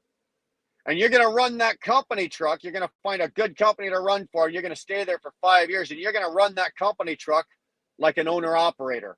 And you're going to learn cost factoring. And you're going to learn all of the things that go on behind the scenes of the trucking business. You're going to learn all of that. Then and only then, when you know all of that, and I don't mean you know it all because nobody knows it all. I don't know it all. But once you've got a handle or a good depth on that, then you're going to make the jump to being an owner operator. And you're not as long as I'm fucking breathing, you're not going to go to a company like ET or Contrans and lease one of their trucks and be a lease op from them.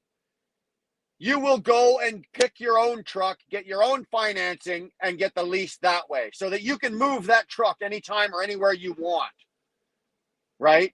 If you lease on to Contrans or Laidlaw and you're a lease operator with their truck, you can't go anywhere. You can't take the truck. You can't quit. If you quit, you hand your plates and you lose your truck. unless you happen to have 100 and something thousand bucks, you can buy the lease out.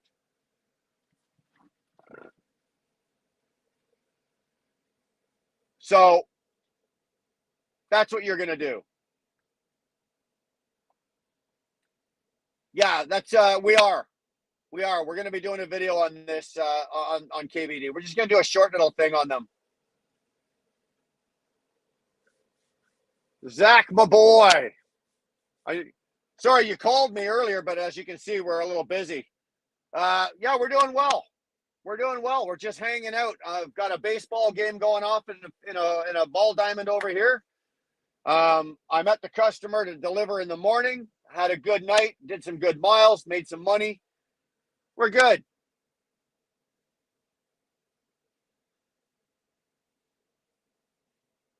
Well, when you listen to James, obviously, Curtis, you can tell the man's not fucking stupid.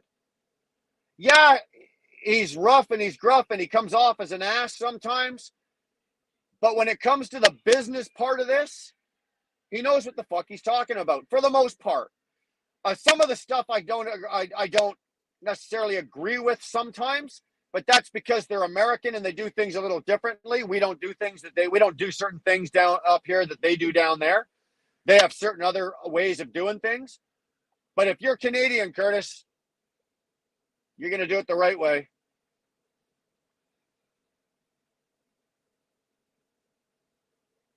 KBD parked 8 over from my 79's rest stop just before exit 99 Slippery Rock.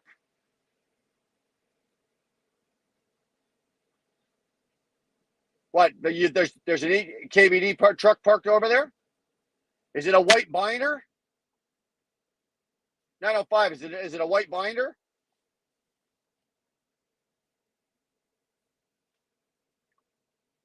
It's either I lease a truck or I buy a pre-emission with a 12.7. I've done. I lease my truck, right? I'm the owner, but I lease my truck. But I've gone the route with the 12.7, Curtis. And to tell you the truth, I bought the 97 W9. It had the 12.7 Detroit, rebuilt, 18-speed twin stick transmission. Beautiful truck. And to be honest with you, yes, it was paid for and I didn't have a truck payment. But what I burnt in fuel, and I know Best goes all the time, he says, I don't give a fuck about fuel. I want money. The way we run up in Canada, because of the way we run and the way we operate and certain things up here, I run everything by fuel. Okay? I run everything by fuel. It's my biggest expense every year. It's my biggest expense. I have to micromanage my fuel. The 12.7, although in the day was one of the best, the 12.7 Detroit and the N14 Cummins were both bulletproof great motors, but you're not going to get a 12.7 that runs 8.8 with a W9 or a 379P. I know that some of those Detroits are in some of the old Freightliner, what were they, Columbias or Cascadias, early Cascadias and Columbias. But I would shy away from it. Yeah, it's a great motor. They're easy to work on. Parts are still readily available. And you can rebuild. You can rebuild completely do a rebuild on a Detroit right now for about 18 grand, which is beautiful. But remember, eventually the day is going to come where you won't be able to drive that. They are going to pull them. They're going to do something. Yeah, I didn't know, so I figured I'd look and see if you were live. Yeah. Surprise!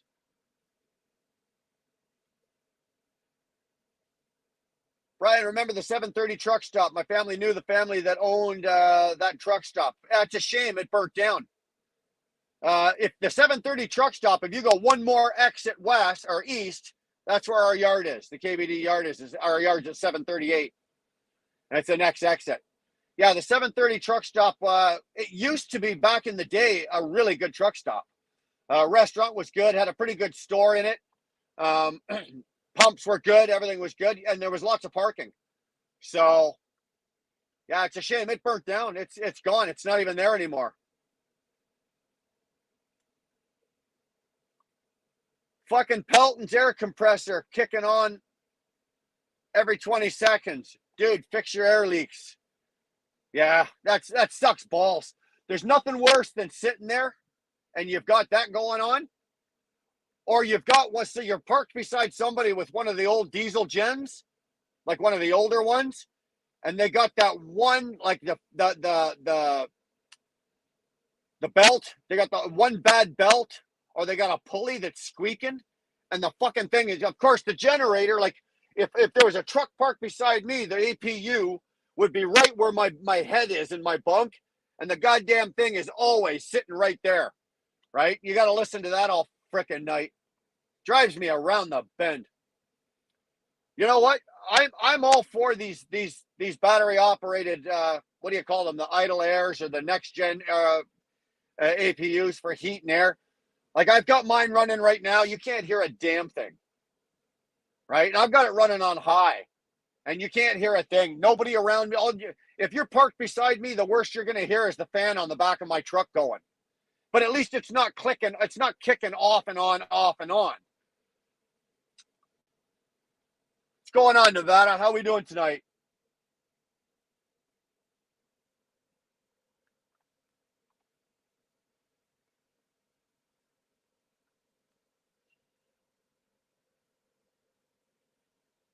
Yeah, I think that's the way to go. Unless the only other thing, the only way I would say to have the diesel generator, like the Thermo King or the Rig Master or something like that, is if, for example, you have one of the extended, like you've got one of the big super bunks on this thing, right? Then okay, because you're going to need that APU when you're parked. You're obviously going to need that APU for, you're running, more appliances. You're running more lights. You're running more of it. Then then you have something like that. But for what I've got a standard size Cascadia. Mine is awesome. Like it just keeps me cool in the summer, keeps me hot in the keep me warm in the winter. I'm good.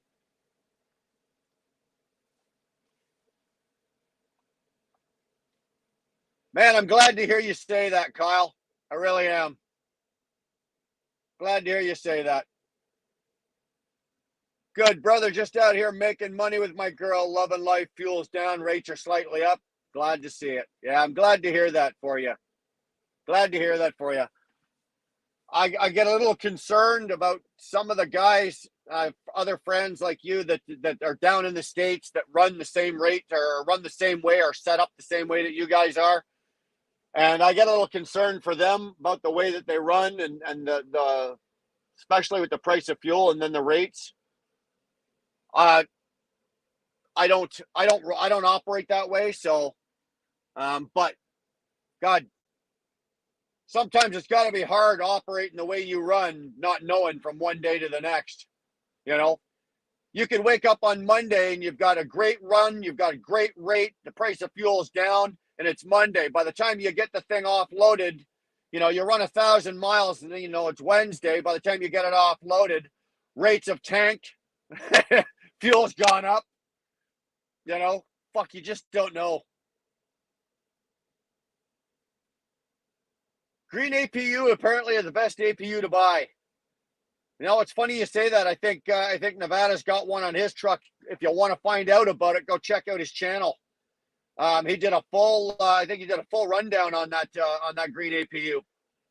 He broke it right down to the install, the price, and everything like that. I don't know enough about the green APU. I've got the idle air on mine, so I'm good with it. Brian, will you run the Cascadia 1,000,000 miles? Fuck no. Fuck no. Absolutely not. I won't even own this truck when it hits 1,000,000 miles.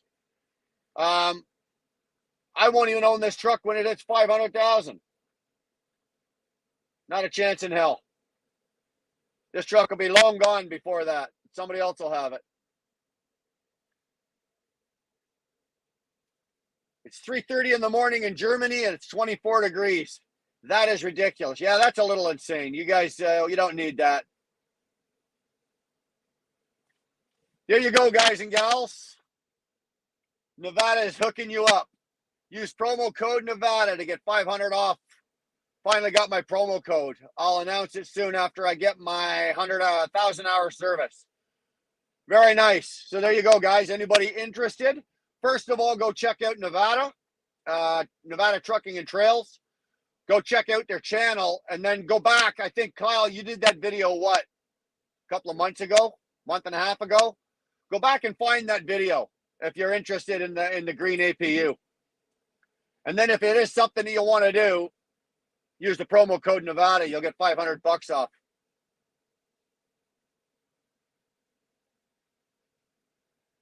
Freightliner Bob, hey driver, just drove all day and now I just finished watching you drive the 401. I need to get a life. You and me both, brother. You and me both.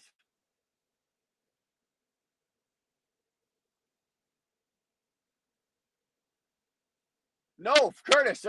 When I get rid of the truck, am I going company? No, no. I will either step away out of the trucking business. As a driver, I will step away, or I will probably buy another truck. I'd like to do another. I think after I'm done with this one, I think I'd like to do another 3 or 4 years. And at that point, I'll be probably about 50, 54, 55. And I would like to be able to take Dar with me. So I'm going to probably set myself up with something new and a little bigger, a little more comfortable so that, you know, Darlene can come with me. And when we can maybe relax a little. We don't have to run hard at that. By that point there, we won't have to run hard to make money. We can just do it more as a, I don't know, what do you want to call it? A fucking traveling team? I don't know. Instead of going to buy a motorhome, I'll just get a bigger bunk. I'll get one of the big bunk trucks and take Dar, and you know, I can get paid to go travel around a bit.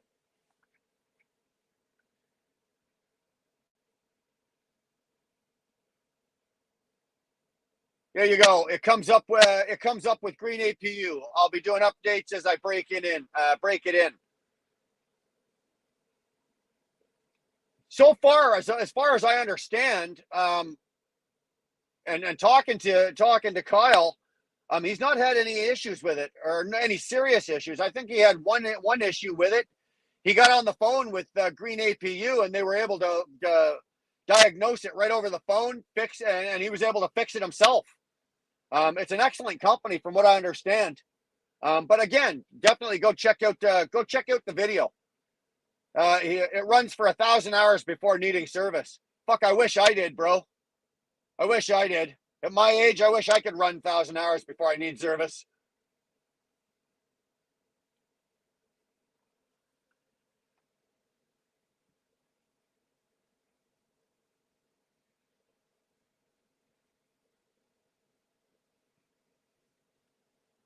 How are we doing tonight, Britt? You're in Chiropolis, PA. I'm in Boyerton. If you come on over, we can sell. I got another cigar here. We'll smoke a cigar.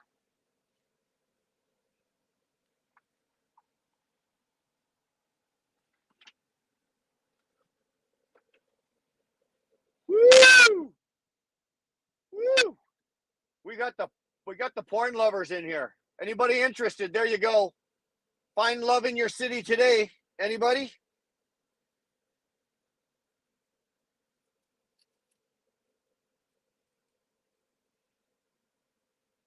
Jesus, Britt, didn't you just get your truck back? Everything all right? Hopefully everything's all right, man. Hopefully it's working out for you.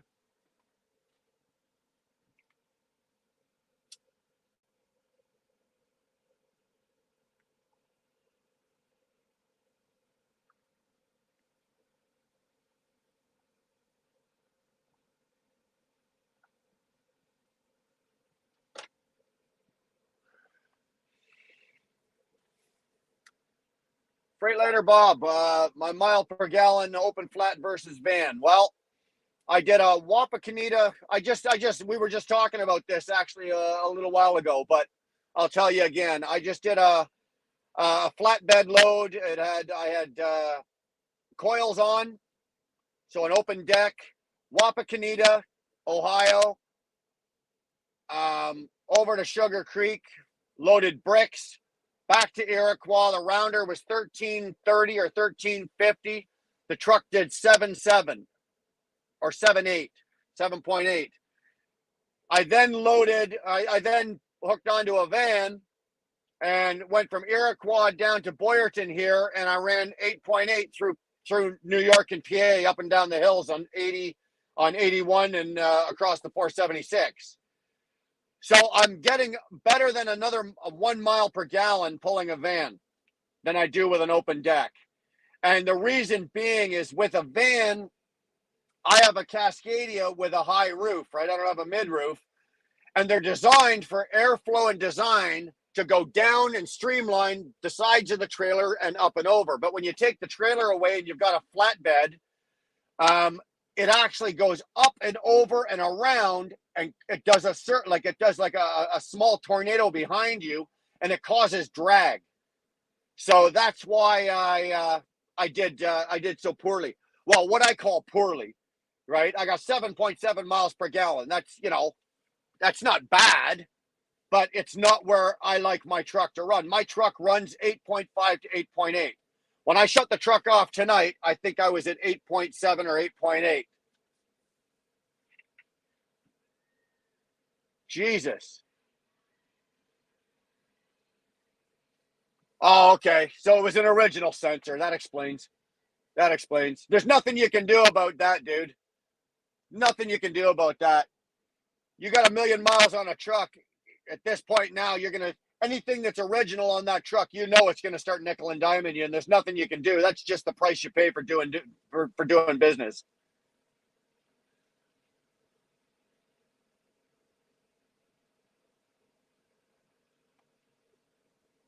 Yeah, someone's definitely fucking around here, eh, with these. They're calling you, Rick. They're calling you. Go get them.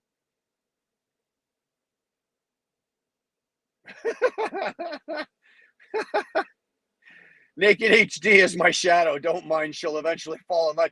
Well, dude, she's been busy all night. She was here for an hour or so before you got here. Give her a kick, would you? Have an idea. Yeah, Curtis, we have an idea. We know who it is.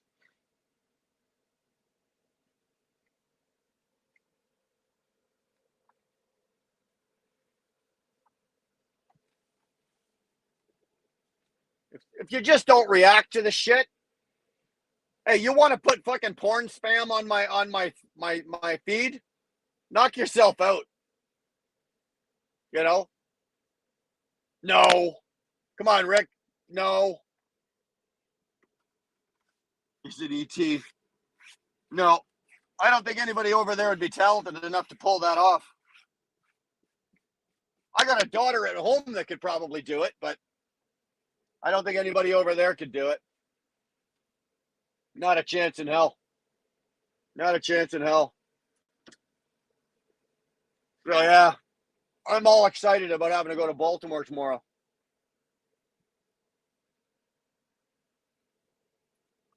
Baltimore.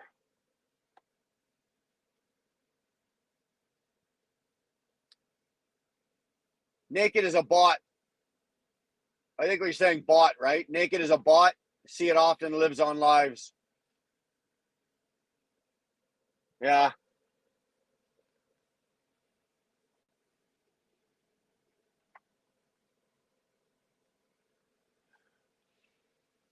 Kyle, you and Mrs. Nevada run team. So in the span of a 24-hour span, how many miles do you guys cover? I'm just asking out of curiosity. I'm just kind of being nosy. I'm just wondering.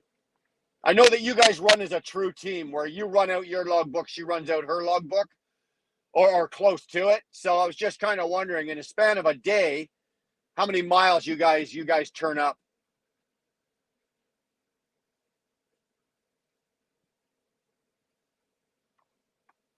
I'm headed to Wisconsin tomorrow, then back to Chicago, then down to KC. then across to Texas. Well, it's nice that I guess with Schneider tankers, man, you pretty much got your week pretty much planned out, don't you? That's nice. It's nice to have that. If it's only Tuesday, and if you already know Wisconsin tomorrow, then back to Chicago, then North Carolina over to Texas, that's your week. It's nice to know that. I wish companies up here could kind of put that together. Every once in a while, we'll catch a break, and I'll get like 2 weeks ago, I knew my entire week, and it's nice to have. But most of what we do is day to day.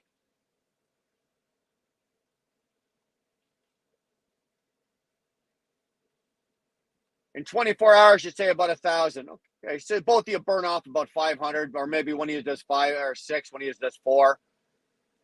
That's kind of what I thought. I was just wondering. Yeah, you're booked till the 28th. You know what, Britt? I'm talking out of ignorance here because I don't know jack shit about tankers, but I'm probably assuming that with a lot of the stuff that you guys pull, the loads are booked farther in advance, so that you guys can get to the places, get your washes, get your stuff, and you can. I'm assuming that. I don't know worth a jack, but anybody else just screen lagging?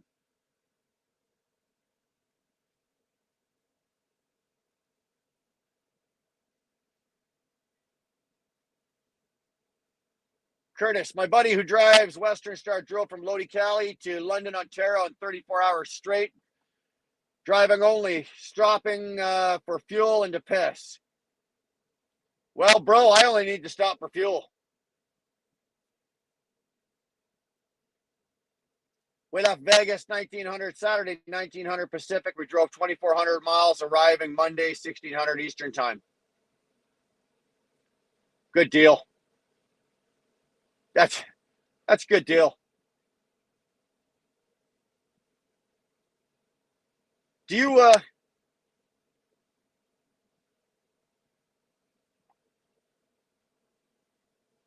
I'm sorry, I'm just doing mental math in my head here. I don't have my Googleatron available to me.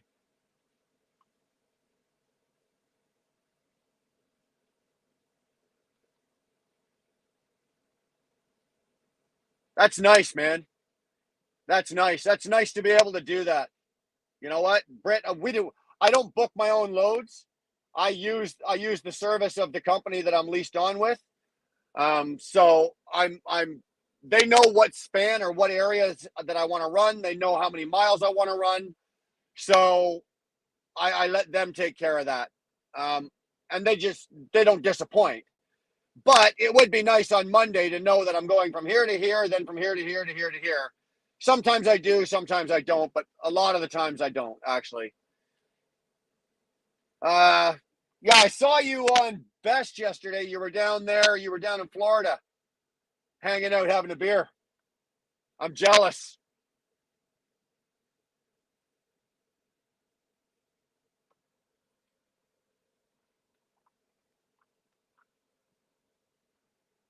Hey, Brian, how's it going? Rob from TTL. Well, Rob TTL, how the hell are you, bro?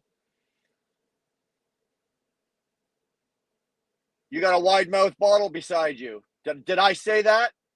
I didn't say that. I didn't say that. Yeah, Britt, it was the same when I was at Mercer. It's the same thing. You can use their dispatchers if you want to. Um, and you can use their load board. For the most part, I would use their load board, but I could take loads from other places as well, at other brokers. But where I'm at right now, you see, you guys are all paid, like you, Nevada. A lot of you guys are all paid, by the load percentage. I'm not. I'm a mileage paid driver, right? So I have a lot of benefits doing that. Um, per se that you guys don't have. Um, for example, like I make this week I'm making $2.40 a mile, and you guys go, well, yeah, that's shit. Yeah, but I don't pay for plates, I don't pay for stickers, and I don't pay for insurance. I get a discount on my fuel, and I get a fuel surcharge. So when I add all of that and I minus that off of you guys making your 350, 345, 390, $5, whatever, I don't have to dispatch myself. I do okay. You know, the way I'm set up here is much different than you guys are. But we do all right. We do all right. I just don't have the benefit of being able to dispatch myself or book my own loads. So it's a price I pay for doing business with the company that I'm with, but I make money. I make a profit every single week. I make a profit. So I can't complain.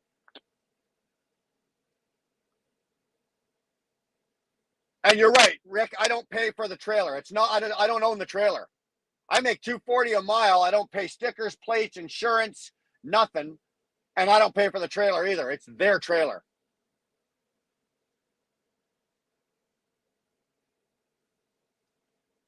You're absolutely right. Absolutely right. That's the way you got to look at it. You can sit here and argue all night long, and I've had arguments, and I don't argue with anybody anymore. But you know, if you're paid percentage and it works for you, fucking keep doing it. If you're paid by the mile and the way I do it and it works for you, keep on doing it. That's a total of 43 hours average, 55 miles per distance per hour, paid 7,020, paid 7,000, 2,500 in fuel, 12.5%, 840 roughly, 3,600 bucks in 2 days. Good dough. Good dough. Good job. I'd have no trouble with that.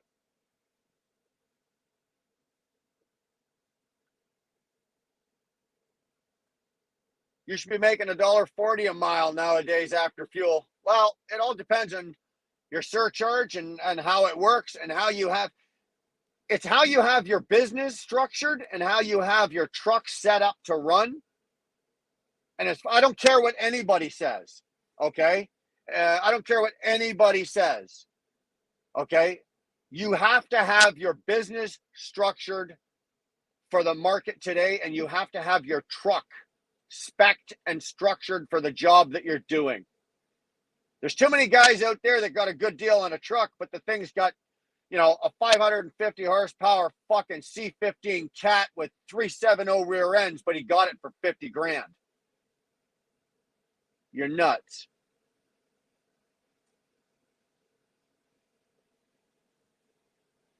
You got it.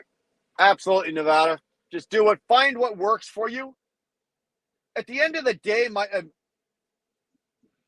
my bottom line is profit. Okay. I need to be profitable. I'm not in business to break even. And I'm not in business to, you know, I went to work today. I covered my truck. I covered me. I covered my fixed costs and expenses. And I got 10 bucks in the bank. That's not fucking I'm not starting my truck every day to go do that. Okay. I'm in the business to do business. I'm in business to do profit. And you can look at Webster's definition of profit. I don't know what it is, but my definition of profit is at the end of the day, you've paid everything and everybody, and you're at the break-even point, and you've got money left over, and you've got nothing to do with it. That's profit, in my eyes. If it's just sitting there, and then the next week comes along, and it all happens again, and you're putting more money on top of the pile of money you've already got, and you've got nothing to do with it, that's profit. You can take that money and invest it or do something else with it that'll make you more money down the road somewhere as well. That's profit. Too many guys in this business are running paycheck to paycheck, and they're running, you know, they're breaking even. And yeah, okay, they've got their house, they got their mortgage covered, they're paying their child support, they've got this, you know, they're making their car payment. But God forbid that fucking check engine light comes on, right? They're fucked. You know, your check engine light comes on, that the bill for that, just that light coming on, the bill for that is a minimum of $1,000, and it could be upwards of fucking 20. You better have it. That's why you need profit.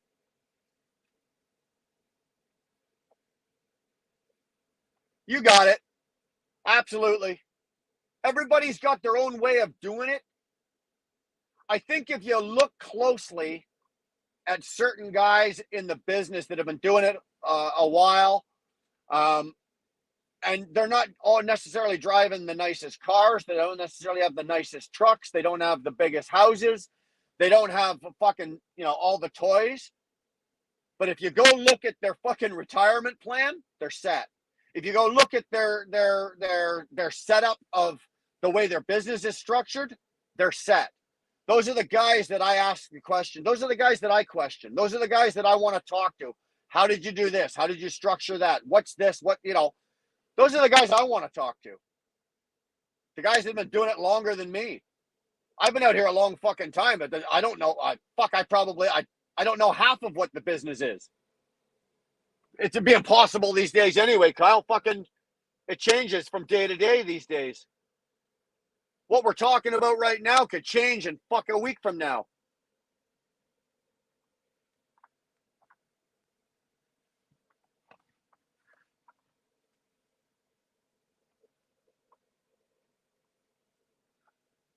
%. Actually 22%, but 20% right now. Remember, Rick, I had 3 months off with the blood clots. My truck sat for 3 months, so we burnt through quite a bit of cash. So we're still building back up again, and we're doing okay. We're building up, but it's taking us a little time. But 20% maintenance. I'm probably not going to use 20% for maintenance, but that's what we bill for. That's what we put away for. The Tesla Summit will be your next truck. What do I think? I think if the Tesla truck delivers everything that Elon Musk says it will, and to this point here, I'm in no position to call him a liar, believe me. I think if that truck delivers what it's supposed to be, I think it's a good bet. It would be a safe bet. I wouldn't buy the first couple of model years. I'd let the first, let's just say they came out in 2023 or 2024. I'm not buying one till at least 2025. I'm going to let the first couple of model years run through. Let them work the bugs out. Let them work all the shit. Let them work it out. And then, once they've got a more stable, because, it's a computer. You're going to spend $190,000 on a computer and they're going to throw a truck in is what that is. And I think after a couple of years, they're going to work out some sensor problems, some CPU or CPM problems. They're going to work all that out. And then a couple of years into it, I think the Tesla truck will be, I think it'll be the way to go. I would look at something like that if at that point in my trucking career, although, like I said, my next truck, I want to have the big sleeper on it, because I want to take Darlene and go for a ride. And, my career is starting to wind down. I'm coming to it. I was talking to a guy today, Darren, and he's a young guy and his career is still going up. I'm on the downward slope. And so I want to get the big sleeper, take my wife and go. And, you go down to Georgia or you go out to South Carolina and there's no load. Great. I'll sit in Myrtle Beach for a weekend or a couple of days, get me a load or whatever like that. That's what I'd like to do. I like what I do. I very, very rarely hear from the office as we are so automated. I spoke to the office last week and that was the first time in about 5 weeks. I know where I stand. I make good money doing it. You know what, dude? That's a lottery job. That's a lottery job, Britt. If that's the way you're running and it's working for you, fuck, man, keep doing it.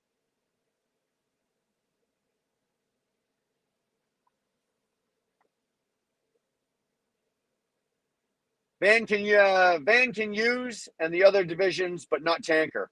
Okay. Oh yeah, I forgot to tell you. We have to take Dar's cat has to come with us. The fucking Devon Rex has to come with. I never thought I would say this, but I'm gonna probably have a cat in my truck. I have not seen. You know what, Britt? I've not seen one of the electric Freightliners. I've seen the electric Volvo. I wasn't impressed with it.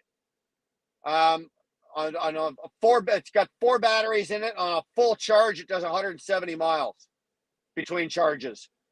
Well, unless you're in a port or say a rail yard, like I can tell you right now, because I'm going to say I'm Canadian, so I'll use the Toronto area. If you're doing, if you're in a Volvo day cab with a 170-mile radius on it, you're going to run out of juice about a quarter of the way through your day running LTL through Toronto. So, although I did like the fact that I was talking to the salesman, and there is a term for it. I don't want to say it because I don't want to be wrong, but it's a braking system that every time the brakes are applied, it sends a charge to the battery. What the hell is that called? Somebody in here fucking Google that. Somebody should know that.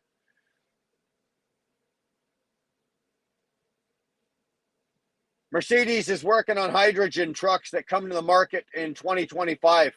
We've already got them here, Pat. Canada's already got hydrogen trucks. There's a company up here called CAT, C-A-T. And I don't mean the engine. I mean, like, that's their CAT.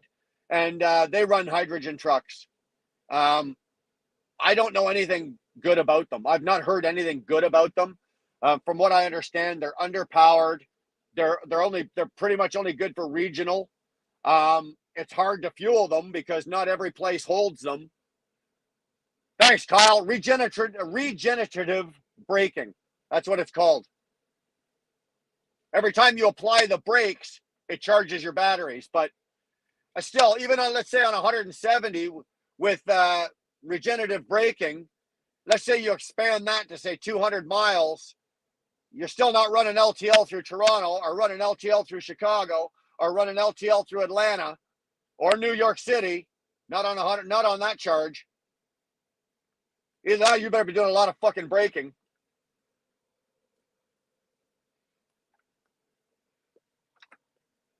Yeah, so the hydrogen trucks, they don't have the horsepower, they don't have the distance. I don't know, but it's another one of those areas that I really did not explore or do a lot of research on them. Because I really didn't give a shit about them. I know they're not a fad. It's not like they're just going to go away. They're not. They're probably going to be here. But hey,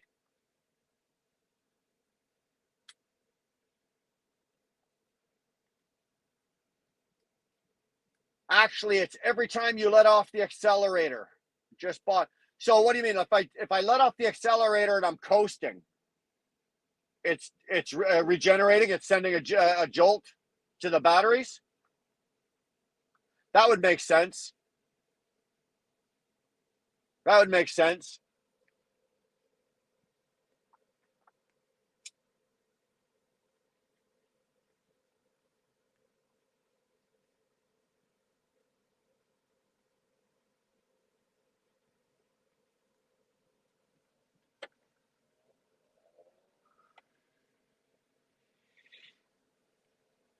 I think the Tesla truck is going to be a game changer. I really do. And I can guarantee you that Freightliner, Kenworth, Peterbilt, all of them are fucking killing themselves to do the same thing. Because if that thing comes out, when it comes, not if, but when it comes out, it is going to change the industry. And I think it's going to look, Kenworth and Freightliner and Peterbilt, and all, they can't afford to be 5 years behind. It'll kill them. I think Tesla's biggest problem is going to be that they can't build them fast enough. That's what I think Tesla's biggest problem. You don't even need to use the brakes. It's like an engine brake in a car. It's only stronger. You know what? I've never driven a Tesla. I've never even been in one. I've seen a million of them, but I've never been in one. I'd be curious. I'd like to take one for a spin. When we come down to Vegas, I'm going to take your car out for a ride, Kyle.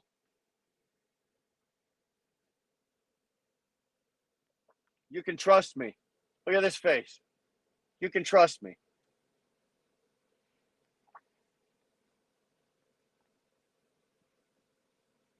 The thing that impresses me so much about those Teslas is because I'm a big horsepower guy.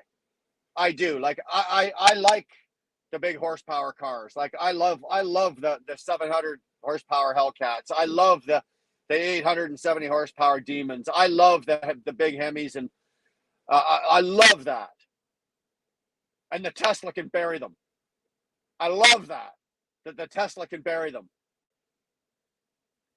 Give them one winter driving in salt up north, and I bet they're in the shop more than on the road. I don't know, man.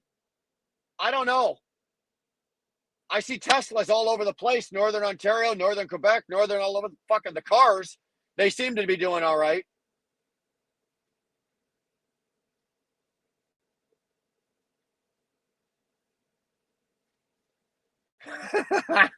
I'll ask Mrs. Nevada very nicely. Okay, how's that?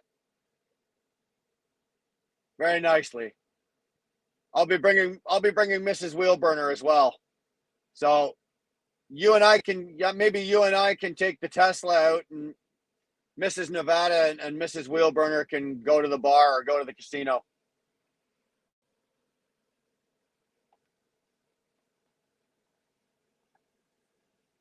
No, Roman never let me drive his Tesla. No, he's got, I don't know, I can't remember, Rick, what model he's got. He's got the one that says dual motor on the back, so I'm assuming that thing's pretty quick. I don't know what version of that is. I know that it goes like hell. I saw him come out of the parking lot a couple of times, and he stomped on it, and you didn't hear a fucking thing. All you basically you heard the wind as he took off. Not Ronan, Dar, Roman. Roman has a Tesla. I like them. I like them. They're good looking cars. I like. I saw the introduction that Elon Musk did with the truck. It's a good looking truck. I don't know. I don't know how much space it's going to have in the back, like for a sleeper, for a bunk. I don't know about that, but because I'm kind of spoiled. I kind of like my space. I'm a bigger guy, right? Um, I kind of like that. So now, Rick, be nice. Thank you, Duncan. Appreciate that.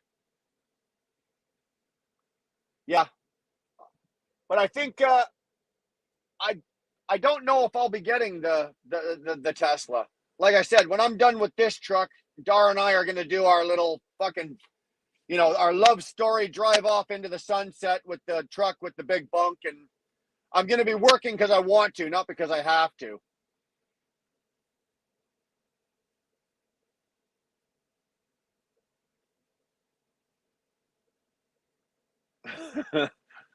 So far, I think they only make a day cab, no sleeper configuration available. That may well be. I haven't. You know what? I'll be honest with you, dude. I haven't followed it. I haven't followed along with it. I haven't. I'll check that out though. Now that you've got me thinking about it, I'm kind of curious myself. There you go, Rick. You've got a new fan. You got a new fan. I tell you what, Rick. I'll text you Dar's phone number, and you guys can sit and have little bash sessions all you want. Trust me, dude, she'll be able to keep you busy for fucking 800 miles. 800 miles straight. She can sit there on the other end of that phone if you guys want to do that. Both of you will be burning out your phone batteries.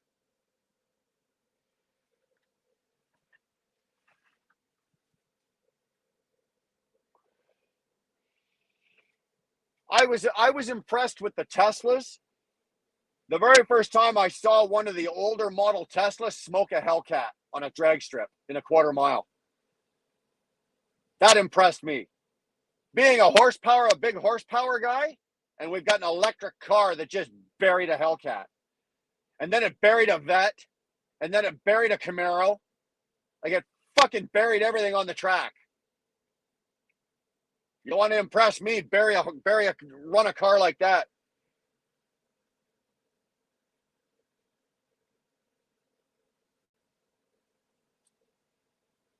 Britt, I think you're right. I'm not sure it's 2,000. I know that their averaging weight is going to be heavier, but I think because of the, what do you call that, regenerative braking, and because of you're going to get an exemption. Just like if you have an APU right now, you get in Canada, we have a 400 pound. I don't know what it's, I think it's different in different states, but let's just say a 400 pound weight exemption. I think with an electric truck, they're going to have to reevaluate the weights, right? Because I think being a battery operated truck and the way that the axles are set up and the way that it's powered and the way it slows and the brakes, I think it can handle the weight. They're not worried about the weight. So instead of saying 80,000 pound weight limit, they might take that up to say 84, you know, because the truck can handle that, you know. Yeah, we've got it on the calendar. It's, well, there you go. Dar said it's not 100%. We've got maybe one other thing. We have a concern because in Canada, they might be talking now. They're going to mandate a third shot, and if they make us take a third shot, I won't take it, which means I can't fly, and then I can't cross. So if something like that happens, Nevada, then obviously I'm not going anywhere, right? I won't be going to Vegas. I might try to Mexican my way in and tunnel under the border. I might try that, but yeah, there you go. Dar said it as well. Waiting to make sure Trudeau doesn't toss anything our way. So as long as we're not mandated the third shot or something stupid doesn't happen, then yeah, we'll be down. But I'm crossing my fingers. 0 to 60 in 20 seconds based off having 80,000 pounds.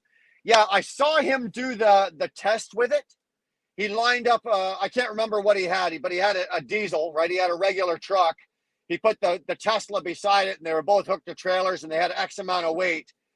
Then they took off, and the Tesla semi just buried it. Yeah, thanks.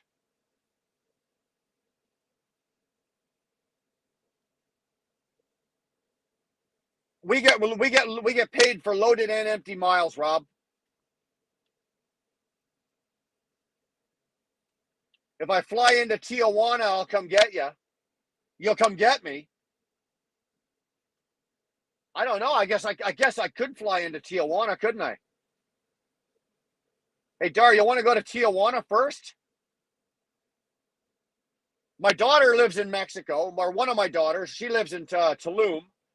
So what do you say we go down on the Wednesday, Dar? We'll go to Tulum, hang out with Kat, boogie over to Tijuana, and Nevada will pick us up and bring us in. I'll do that. I'll do that.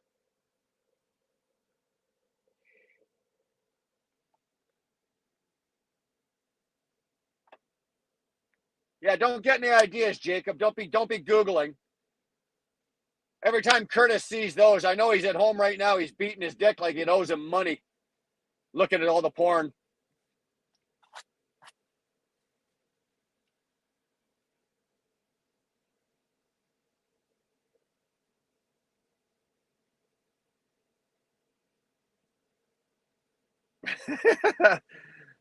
Elite Revolution Boulevard is popping. Beware of the tequila. L Revolution, yeah.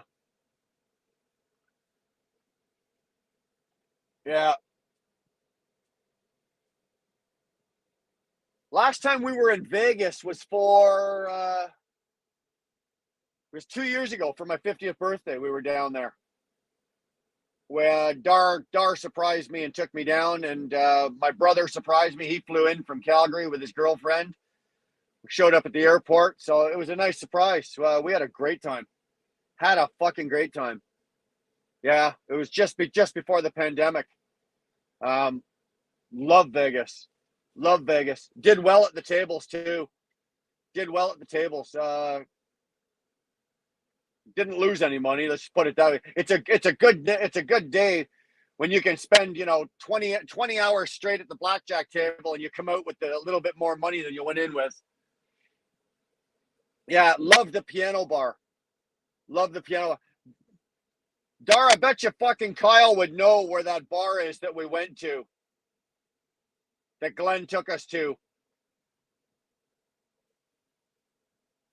Yeah, exactly. It worked out. I sat there playing blackjack all day and night long and fucking dart, because as long as you're at the table playing, right, you drink for free. So Dar just stood there beside me and I kept ordering drinks and she got bombed.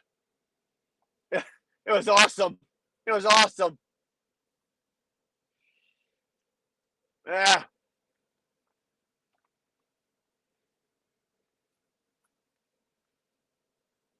Dar, what was the name of the street we were on? That's it. There you go. Classic Jazz Piano Bar.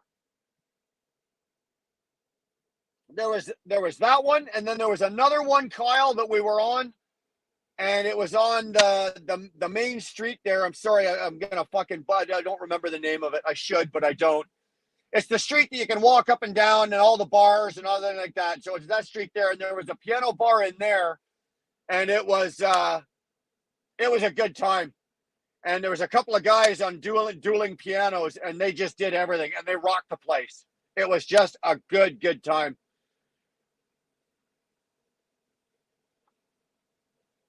Next time you're in Laredo, go across the bridge to Mexico and go to Boys Town. Not a chance. Not a fucking chance in hell. I'm not a gambler. I'm just a beer drinker. Well, you know what, Britt? I'm not a drinker. Unfortunately, the federal government and my wife and most people around me prefer that I don't drink. I gave it up almost 30 years ago. 29 years I've been clean and sober. I'm a recovered drug addict and alcoholic. So, but I will gamble my ass off, but I will not have a drink. See, when I quit drinking, I had more money to gamble. Didn't cost me as much. Didn't go to jail as much either. It's funny that I quit drinking. I haven't been to jail half as many times.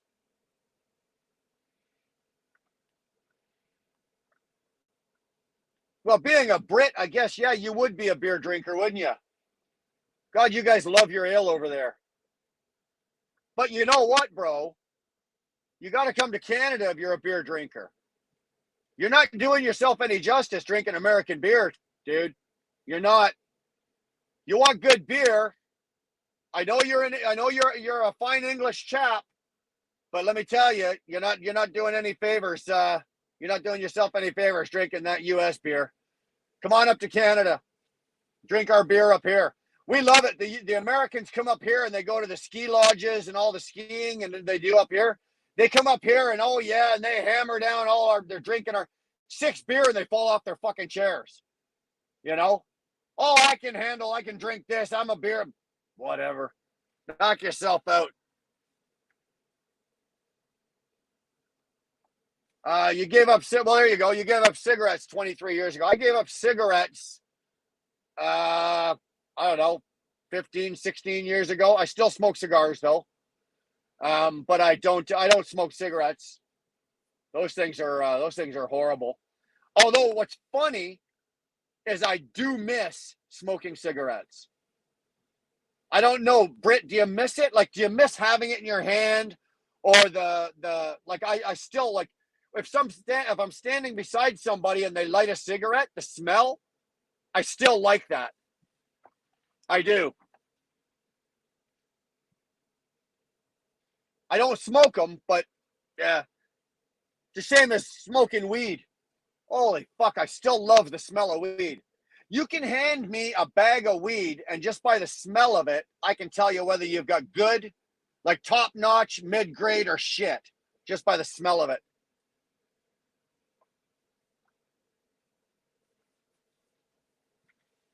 You drink Stella. Okay, so you're not drinking American beer. Yeah, Britt, you going to go down to Vegas for this? Be great to see you.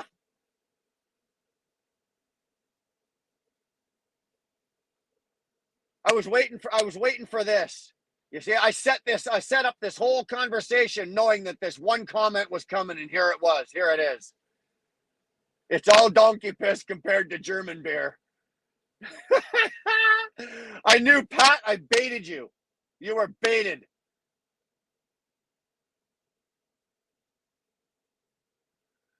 I only missed it for about 3 days and could have committed murder for a cigarette. Yeah, I was the same way. I was a miserable, cantankerous prick. I was for about a week. I was terrible. So that's a yes from Britt. We got Britt going to Vegas as well, and wife, and wife. This is going to be a good time. This is really going to be a good time. I don't know how many of us are going to be there, but um, it's the numbers are getting bigger and bigger. I was thinking it was probably going to be, 15, maybe 20. We're probably looking at some bigger numbers than that. That'll be nice. That'll be good. And anybody that can't get a hotel, we're all going to Nevada's place. Everybody crashes at Nevada's.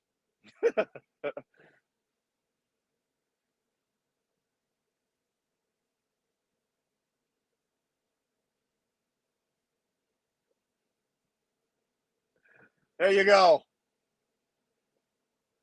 I think it's going to be a good time, Kyle. I think we're all going to just hang around, relax. I'm sure a bunch of let's face it, it's a lot of YouTubers. So a bunch of people are going to be shooting video. I wouldn't be surprised if there, at any given time, there's a live going here and there. I think it's just going to be a great time. I plan to break the bank on the casino. I plan to. I'd like to hit the piano bar. There's that one place, that one steakhouse down there that you guys got that I got to do. It's fine. It's a fine dining place, but I really want to go to that one again. Yeah, we're gonna have a good time. I think it's gonna be fun. It'll just be good to hang around with a bunch of truck drivers and their wives and YouTubers. It'll be fun.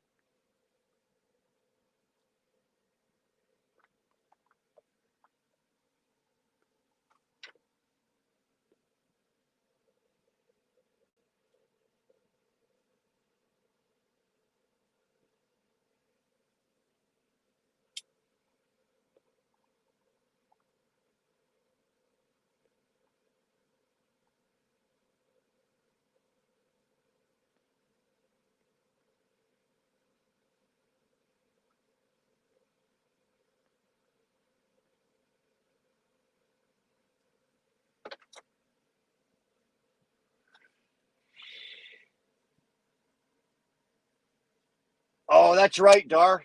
Yeah, because they tore the Hard Rock down. What did they put in there? I think it was bought by Virgin, wasn't it? The guy was telling us, Dar, that the Hard Rock Cafe was bought by Virgin and they're rebuilding the casino.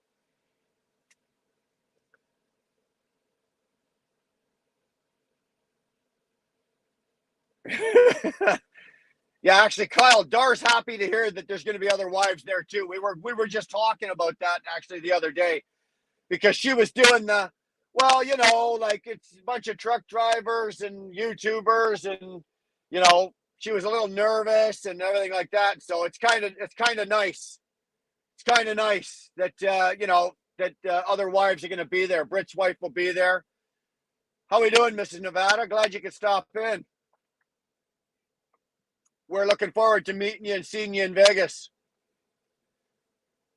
Although my wife Darlene says that she was just making fun of Kyle because the last time that you guys did a live stream from Vegas, you were the one stuck driving these poor slobs around all night. She felt bad for you when she was watching that video.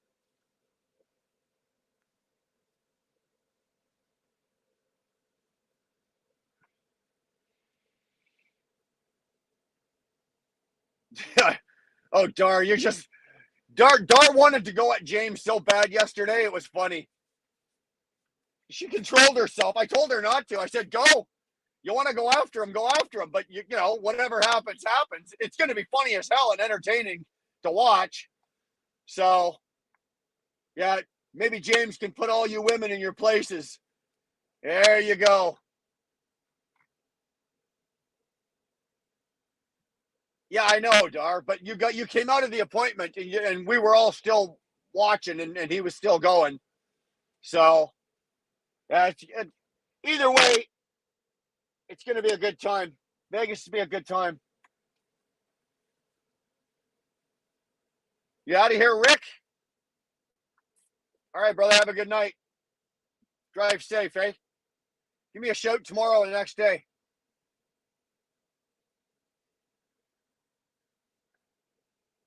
Yeah, Nevada. You know what? I kind of laughed and giggled and made a comment here and there, but some of the shit was funny, but some of the shit was I was rolling my eyes, going, "Oh my god, oh my god."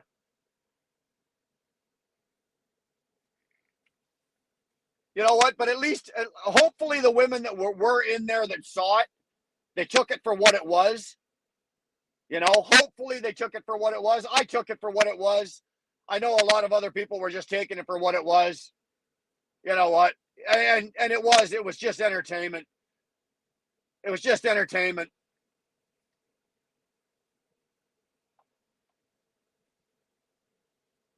That was I got a feeling, Dar, that was all fucking set up. That was all just a setup. That was just bullshit.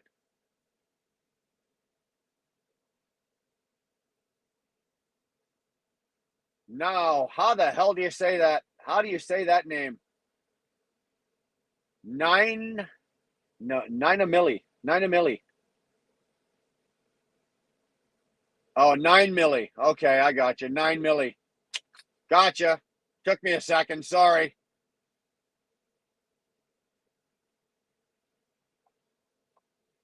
Yeah. I don't think any of the ladies got too butthurt. He is what he is. James is James. He's harmless, just sometimes crossed the line, but regardless, regrets it after. His bark is worse than his bite. You got it. But you know what? I do respect James for the fact that he does turn around a couple of days later and he'll say, you know what? All right, I got fucking stupid. I said this, I said that, but whatever. But I like that. I'll sit and listen to James. Like I said, I started listening to him yesterday morning and shut him off when he finished. And I blew off 620 miles listening to him. I'm good with that.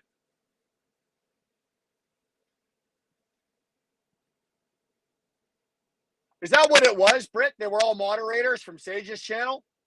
I knew there had to be something going on. There's no fucking way that happened. No way.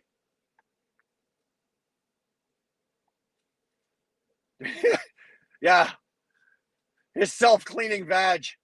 Jesus Christ! I just about went over 2 lanes when I heard him do that. That was hilarious. Although I think that's got to be a record. What was he? 14 hours? 13 hours and a half?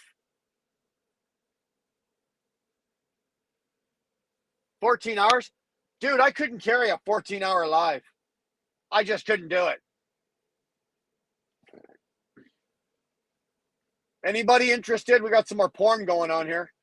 Anybody?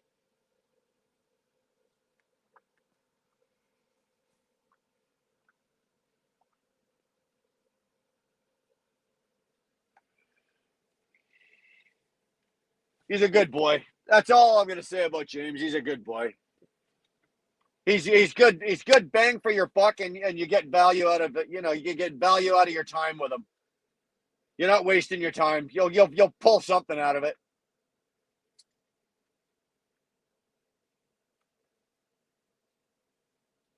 Oh, Nevada, absolutely.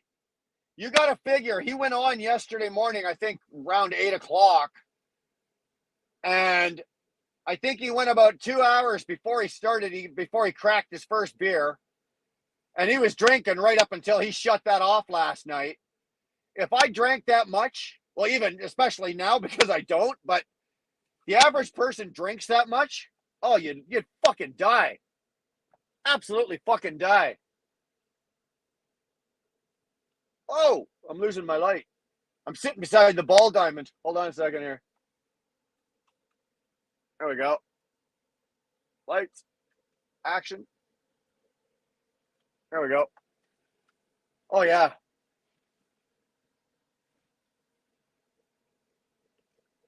There you go. Nevada put up his link.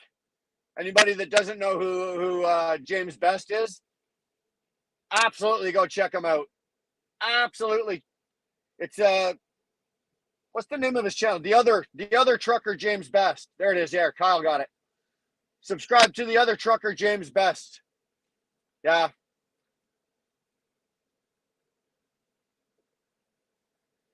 Yeah, you know what, Britt? I agree. Um, I don't think James had to go over and do what he did. If Red Hawk wants to do what he did, if he wants to pull out and go do a live of his own and talk to his own people, he's entitled to do that. You gotta realize, because I do these lives as well. Um, if James is going to carry 14 hours, I'm not going to turn around and cancel mine for the night. Unfortunately, you're going to step on somebody's toes. Um, but Red Hawk was just in the thing that pissed, I think, James off was that Red Hawk was just in the channel, was just in there with him. And they were talking and joking and fucking something like that. And then he went out and said, see you later, or whatever, and then went and did his own live. And I think that's what pissed James off more than getting stepped on.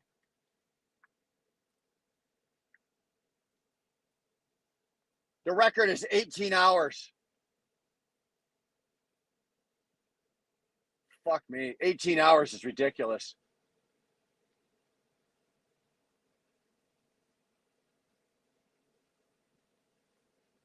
Okay, he was on for 14. The record is 18.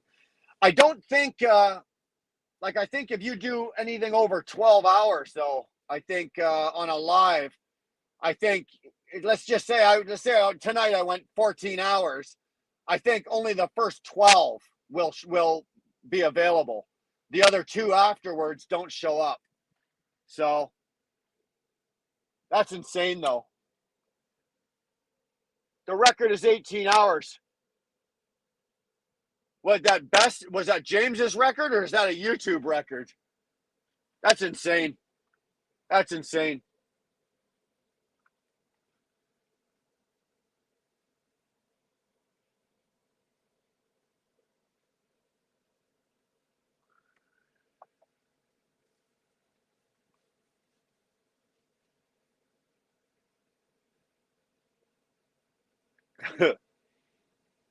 My company gave me a new run, only 10 and a half hours for $290. So you're making 27, 25 an hour. That's not bad. Ask me how I know. Okay, Kyle, how do you know? You weren't on the fucking live with him for 18 hours. I don't think I could sit with James for 18 hours. I can drive to him for 18 hours. I don't think I could sit with him for 18 hours. Although I think the man better have a fucking cardiologist on standby. There was a couple points yesterday. I thought he was going to fucking be, he was going to either he was borderline stroking out or he was going to have a heart attack.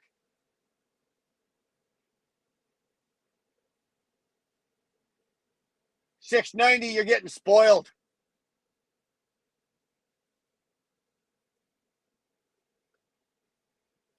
Yeah, you know what, man? He's at the top of my list as well. He is. I've never met him. I've never spoke to him on the phone or anything, but I just know him through the channel, and I've emailed him and I've sent him some shit. I've sent him some cigars from Canada because you guys can't get real Cuban cigars, so I sent them down some real Cubans. I'd love to hang out with him. Like, I'm looking forward to, like, obviously meeting you and Mrs. Nevada in Vegas, but I want to meet James and hang out with James as well. Yeah. Yeah, really, eh? No shit, eh? We had to change our cell phone plan and up our gigs because we're listening, but even Dar's listening to James now. She listens to James. Darlene, most of you know, but Darlene's a dog. She has a small business, and she's a dog walker and she does pet care. So she's listening to James Best while she's walking dogs. We should tell James that, eh? He's attracting women that are walking dogs and listening to him. How long are you OTR for? I've been an owner operator for 19 years, and I'm over 30. total. Oh, you listen to walk in between while you're driving. 9 milli. We've been doing this a while over here. Are you a driver?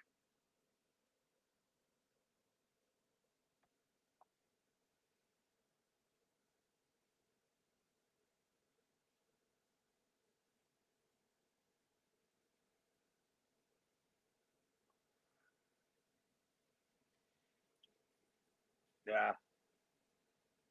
Yeah. Oh, I meant how long am I running now? I'm not running right now. I'm parked. I'm uh I'm in Boyers. Where the hell am I? Boyerton, Boyerton, Pennsylvania. I'm shut down. I'll be running until Friday. I'll be home Friday night. I'll be home Friday night. We had to change the lives. We were doing our lives on Saturday nights. Um, but now that summer's here, Dar and I got some things and we got plans and stuff we want to do on Saturday nights. So we've been moving the lives during the week. So that means I got to do them in my truck. I'm not doing it at home. I've been out. Okay, Kyle. I've been out since Sunday. I left on Sunday. I left Sunday morning. I'll be out. I'll probably be home Friday night or late Friday afternoon. Depends. I'm gonna have. I know I'm gonna have a fucking kerfuffle in Baltimore tomorrow. Just because of the loading times and some shit. So depending if I can get out of if I can get out of Baltimore and get into Baltimore and get out at a reasonable time, I can actually make one more turn this week, which will get me home for Friday night. If I get screwed in Baltimore tomorrow, I'll just probably just take the load back up to the yard and call it a week and call it a day.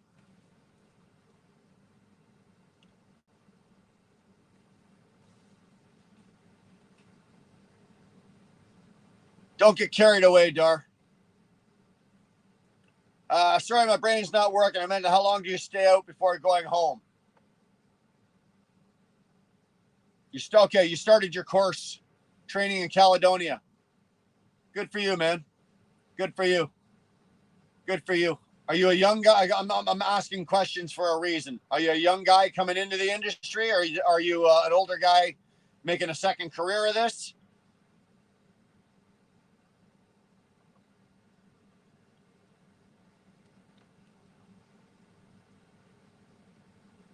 And I hope you're using an accredited school. I really do. I hope you're not doing like the Duck Dallywell truck driving school. You're 35. All right, so you're still young enough. You're still young enough. Good for you. I wish you nothing but success, man. Just know, and I'm gonna be totally honest with you, this ain't a job. It isn't. It's a lifestyle. And be prepared. It's not like anything you've ever experienced before. I can guarantee you that. It really isn't. KRTS is the school. Okay, yeah, they're well recognized. And know that there's going to be changes. If you're with a company, I'm with a company right now and I'm out for a week at a pop. The last company I was with, I could be out for 2, 3, 4 weeks at a pop. Know that you are going to be away from home. Obviously, you know that, and your family life is going to change if you've got a family, if you've got a wife, or if you've got kids, or if you've got a husband. If that's what whatever your life is, it's going to change.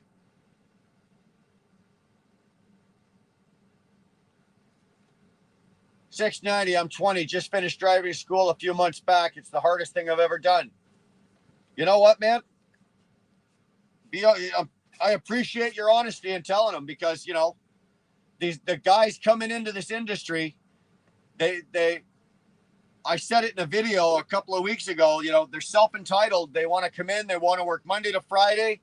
They want to make 150 grand a year, and that's what they want to do. And, and they don't want to fucking work. They don't want to work the 14-hour days. They don't want to put the time in. They don't want to. I'm tired. I'm going to pull over. I've had enough. Dude, this ain't that kind of job. You're allowed to work 70 hours a week, and most companies are going to push you for 70 hours a week. So expect that. The longer you're in it, the better you'll get at it. You'll be able to manage your time, and you'll slowly be able to get the job done and not need as many hours to get it done. But hopefully it works out for you. I really hope it does. I really do. But unfortunately in Canada, and I think I can say the same for a lot in the States, a lot of guys come in, they get excited, they come in, they're in for 6-7 months, and they go, holy fuck, I didn't sign up for this, and they bail. They bail. They're just not ready for this. So I hope you're coming in with your eyes open. And I really hope once you get into this business, find the guys that have been doing it for a while and start asking questions. Start asking questions. No questions too fucking stupid. Okay? I've discovered that.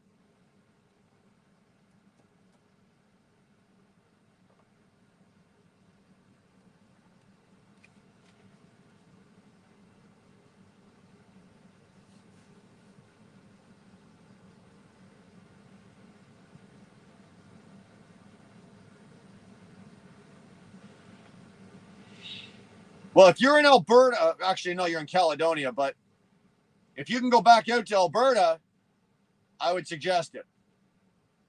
If you're a young trucker, you're a new trucker, and you want to make bang for buck, Alberta is where you need to be. Yeah, Curtis, I agree.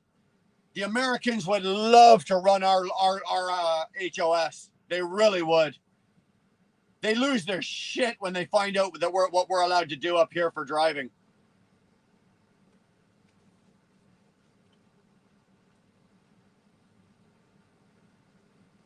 Well, thanks, man. I appreciate that. I appreciate that. I really do. I really hope it, like I said, I really hope it works out for you. I like to see the new guys coming in, and I like to see them be successful. I really do. At the bottom of this link, or at the bottom of I don't know what it is, somewhere in here is the Wheel Burner Express email. Dude, if you've ever got a question, or if there's anything you want to know, if I can help you out, just email me. If it's something if there's anything I can do for you, just email me. Curtis, 9 milli, go to the oil field. My buddy is making $550 a day hauling water. That's without bonuses. You get like another $1,500 bonus job taxed. Yeah. Yeah. There you go. Anything I can help you with, just send me an email. I'm going to be honest with you. I don't check that email every single day, but I know that Dar does, and she's on it. So if there's anything in there that's of major importance, if you throw something, so don't get discouraged if you send an email and I don't answer it that day or even the next day. Be patient. I'll get to it. Okay. It's not something that I do regularly. I check it every couple of days, but I know that Dar's on it better than that. Ray, you know what? I don't have any with me right now. Several months ago, when I was leaving ET and I was trying to make the decision of where we were going to go, because we were looking at going out to Alberta, Dar and I compiled a list of, I think we had like the top 10 or 11 top companies, trucking companies in Alberta that I would want to work for, right? And I don't have that list with me. I can probably dig it out. It's probably in my file here somewhere. So, you know what? If you really want me to, I can probably dig that up, and maybe the next live I can get it for you. But yeah, we were looking at going out to Alberta. I was looking at changing and maybe hauling cattle and going out west. We were gonna rent our place here and buy another place out there, and set ourselves up like that. But we opted to do what we're doing now.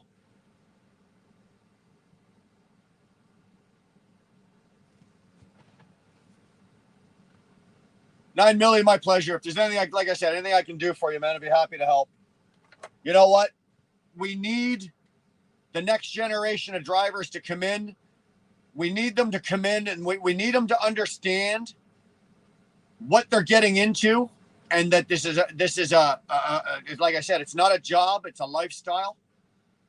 And we need them to come in, and we need them to stay, because the quality of the new driver coming into the industry right now sucks balls. It really does. There's too many coming in that are running through. Good night, Britt. Have a good one. Thanks for stopping in. There's too many of the guys coming in now that are doing the fucking two-day weekend course, truck driving course, and they're out on the road and they're piling up equipment on the 401 or on the fucking 90 or all over the place. They're racking up equipment faster than you can count, and it's killing the industry. It's killing the industry. And there's other aspects of some of the new drivers are doing that are just murdering us. It's making guys like me just shake my head. They're the reason that a lot of the guys at my stage bailed. E-logs is one reason that a lot of guys bailed, but a lot of the new drivers and the new way of thinking of the trucking industry is why we got the fuck out. So we need guys to come in. 35 is actually good. All right, you've already sowed your oats. You've got a family. You're a little more stable. You're more willing to listen and learn. You know, the new driver today, you can't tell them anything. They fucking know it all. They do.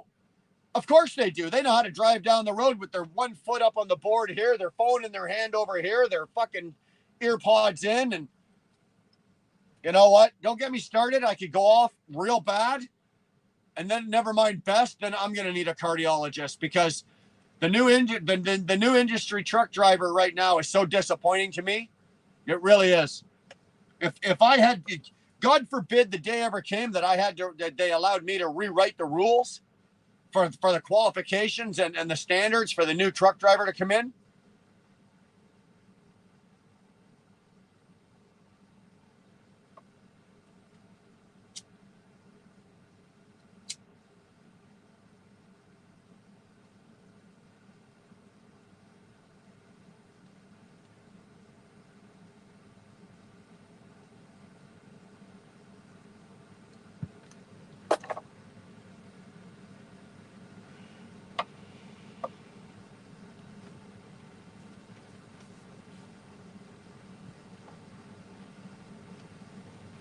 Absolutely.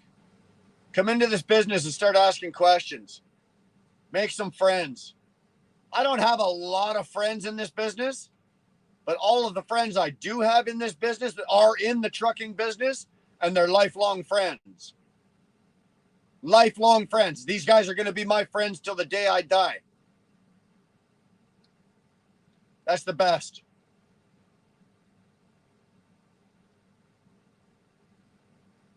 The quicker the school, the better. That's me. Real experience is behind the wheel. I don't know. I'm not sure what to say, or I'm not sure what you mean by that. I don't believe in the quicker the school. I think the schools need to slow it down. There's more that can be taught in the school that can be applied to the driver. Yes, I believe in getting your wheel time out on the road, and the more wheel time out on the road, the better driver you're going to be. Yes, I believe that. But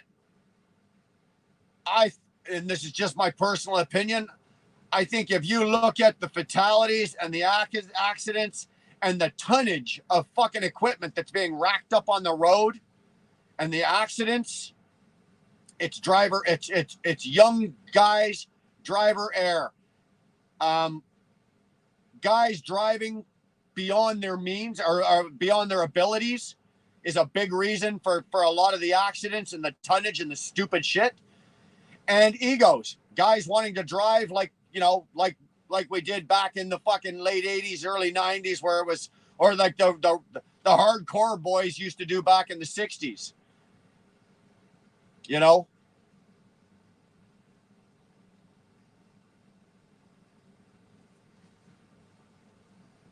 Riding the middle lane, please don't stay right unless passing. 21 years old and 50 years experience. That's what we're getting in Canada. At the Canadian trucking industry right now is what we've got. That's exactly what we've got, Pat. Guys that are 21 years old and they're driving around like they got 50 years experience and they're killing themselves. They're just killing themselves.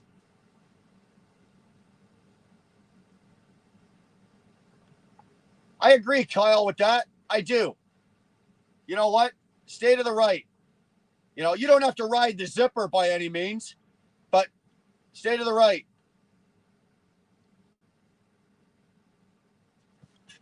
Mrs. Nevada, my grandfather was a truck driver. I learned everything from him.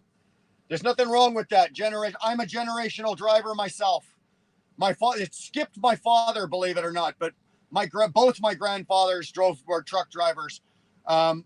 Uncles drove truck. Cousins drive truck. My great grandfather drove a truck back when the trucks were starting. You know, I got no problem with generational truck drivers. Some of the best advice you'll get, because you'll get honest advice. Nobody, you know, your grandfather's not going to spare your feelings. They never spared my feelings. You know, it kick in the ass and like, do it fucking right. This is how it's done. Now let's see you do it. No, you fucked it up. Do it again. That's how it should have been taught. That's how it should be taught. I think we coddle them. We coddle the new drivers today. We don't want to hurt anybody's feelings. We got to be politically correct. We got to watch what we say. Fuck off with all that. You know what? Learn to drive a truck the proper way.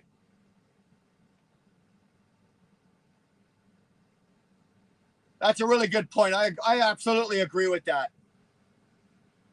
A 200-hour course is great, but the schools cannot teach road etiquette. Road etiquette.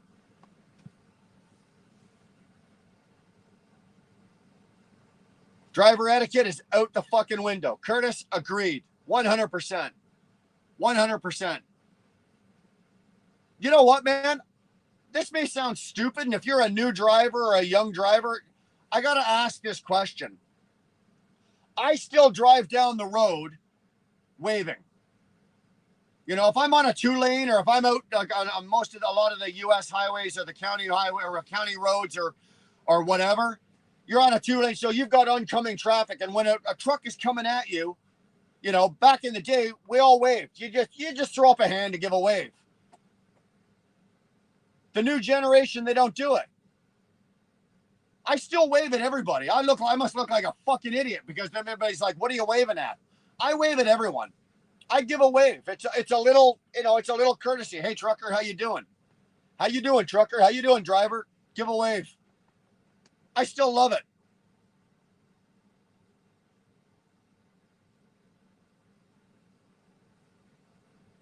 My driver tester fell asleep during test in Edmonton. Needless to say, I passed. Yeah, well, Ray, I happen to know up here in the province of Ontario, if they take you out for your test drive, for your road test, as long as you don't drag the bogies across the curb or knock over a fire hydrant, you'll pretty much pass your test.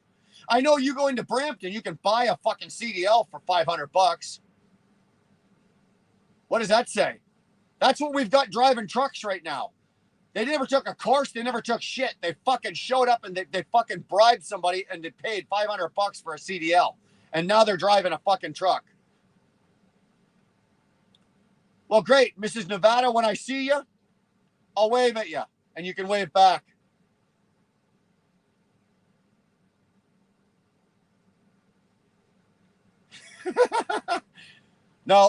No, wasn't picking my nose. I was waving.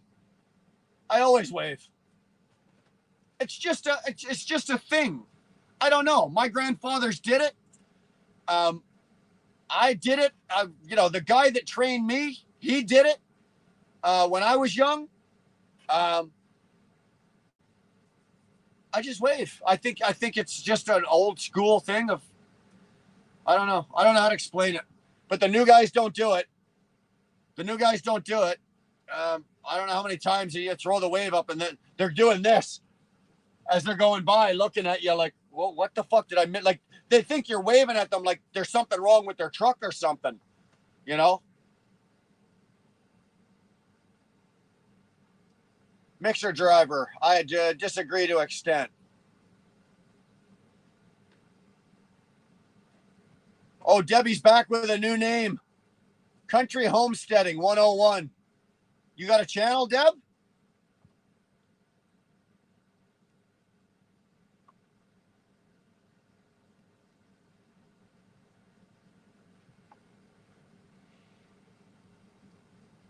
From North Carolina. Well, Debbie, I was down there all last week. I did 3 drops through, I did 2 drops in Raleigh. No, 1 drop in Raleigh, 2 over in Charlotte, then reloaded out of Asheboro. Love North Carolina. Love that whole part of the country. Love that whole part of the U.S. North Carolina, South Carolina, West Virginia, Virginia. That whole stretch. Love it. Love it, love it, love it. Drive it all day long.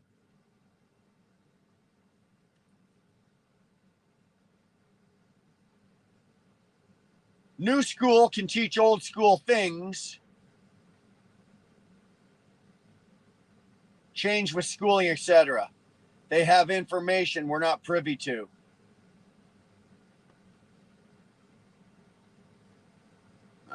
I don't know what to say. Pickaxe Simulator Gaming. There's a new name. I haven't seen that one. I just came out of Alaska last week with an RV back to the lower 48, and truck drivers all down through BC were waving at me, and I waved back. There you go. I don't know if I don't know if I wave at RVs. I give them a wave if I'm passing one, right? As I'm passing one, because they usually look over it. You give them a wave and you throw the hand up and give them a wave. But as they're coming, as on RVs are coming on the brain not working, as they're oncoming towards me, I don't know. I don't wave at RVs. Maybe it's a thing. I'll start. I got no problem waving at fucking anybody. I'll wave at a goddamn bird as it's flying by. I don't care. Just being friendly.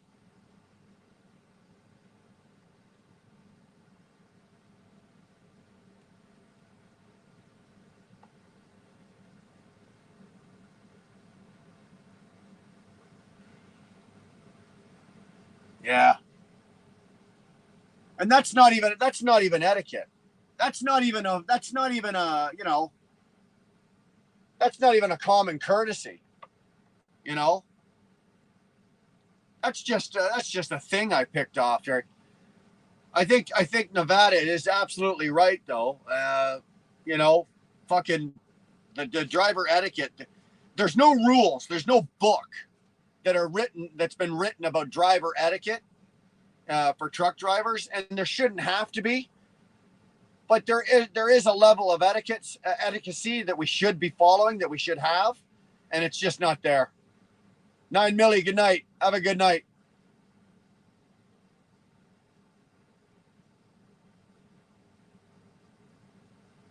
Go up and read Mixer Driver's comment.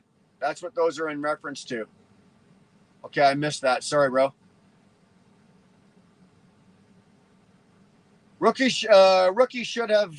should be seen and not heard. Keep your mouth shut and your attitude in check, and learn as you go. No, I don't. You know what, Mixer Driver? I'm going to disagree. Rookies should be heard. They should be heard. They've got questions.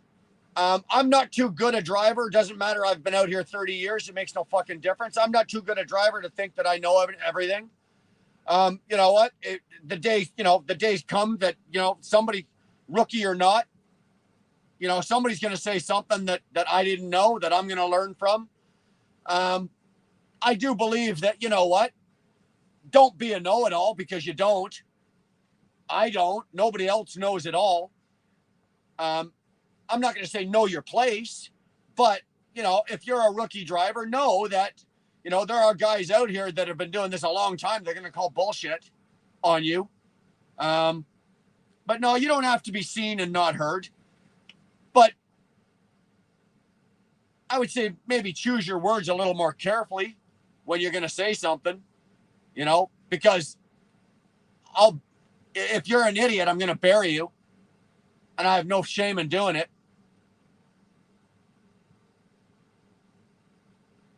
As a professional driver, to tell another driver he's clear to come across, don't flash, turn off and on.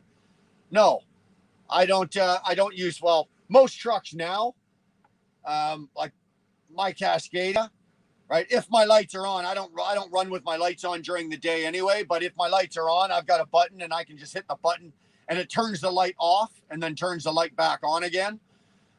With these HIDs and these LEDs, if you flash them with your high beams, you'll fucking burn the eyes out of somebody.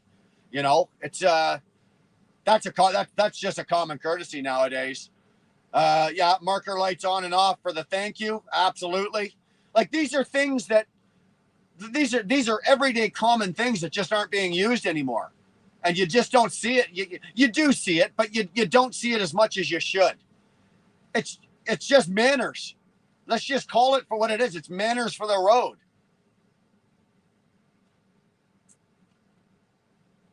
Yeah.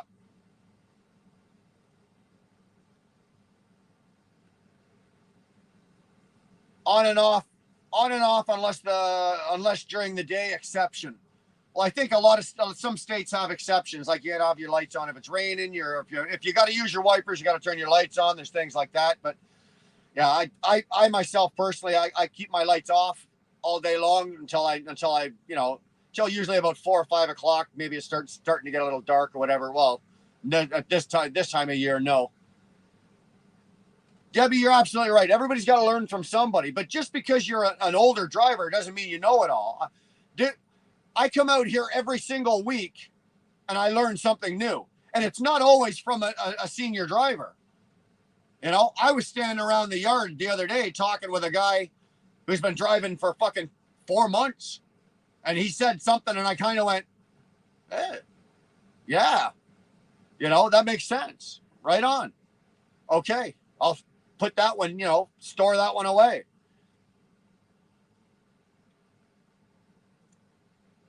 Don't fight over parking. Yeah, well, that one's a tough one. That one's a tough one. That one's a tough one.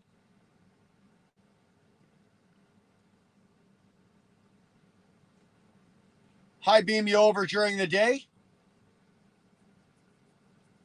I don't know. I still don't high beam you. My truck has running lights, right? Like my headlights have. I don't mean running lights as I mean like marker lights on my headlights, but they're sort of like daytime running lights. They come on regardless whether I got my headlights turned on or not. And if I hit that same button, it'll still flash them off and on, which is more than enough that you would see. And like in your Peterbilt, you can look in your mirror and you'd see that flash and you'd know. I don't flash anybody with my high beams. You know, I've had it done to me, and my eyes are getting tired and old. You know, you burn the retinas right out of my fucking eyes if you high beam me. Well, Debbie, you can do that. You can do that, okay? We as truck drivers don't mind that. If you want to flash me because my rig is sexy? Oh, are you talking about lights or are you talking about woohoo flashing me? Which one is it? If you're going to flash your high beams at me because you think my truck is sexy, don't. But if you're going to give me one of these because my truck is sexy, well then, I've already had one of those this year. I got my first booby shot 2 weeks ago. I was on the phone with Dar while it happened. On the phone with my wife, and I look down and she's flashing me. She's showing me her boobs. Dynamite. Absolutely dynamite.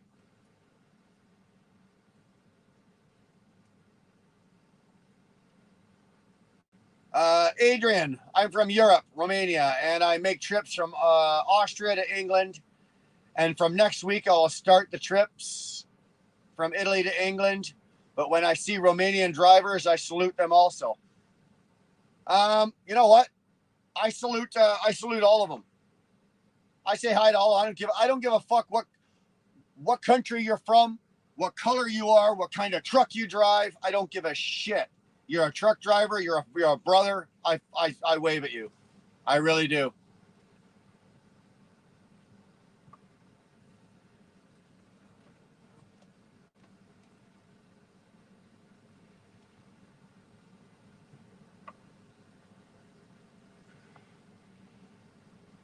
I heard thousands of Hells Angels are on their way to Whitby, Ontario, Canada, Thursday for their annual run. How do you think this will go?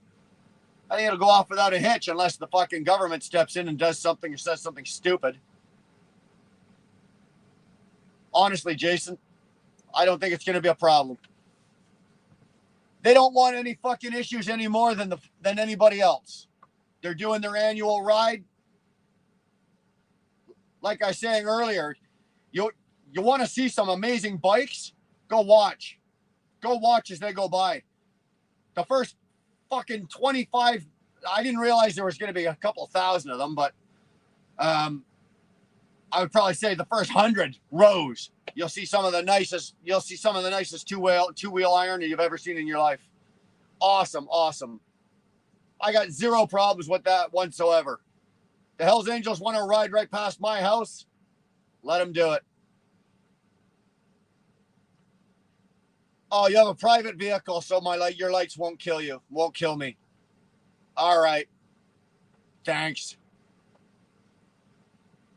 Better yet, run a CB radio. We can just talk to you. You know, same old school. You know what? Absolutely. Who the fuck was I talking? I was talking to some.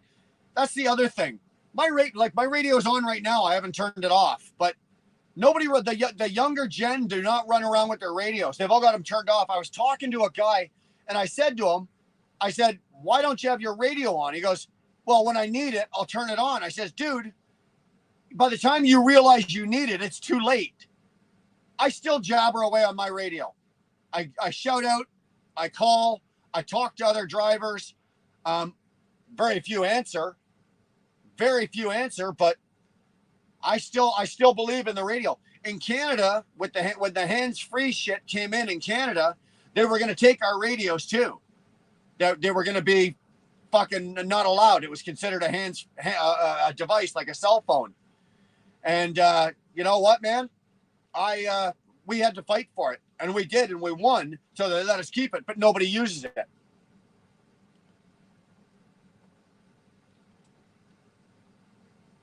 Nevada, I asked for your email address in one of your videos. I want to ask your opinion about something if you can help me with.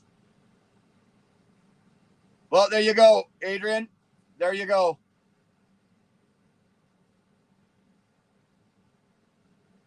Oh, Wizard, did you really have to fucking say that? Did you have to say that?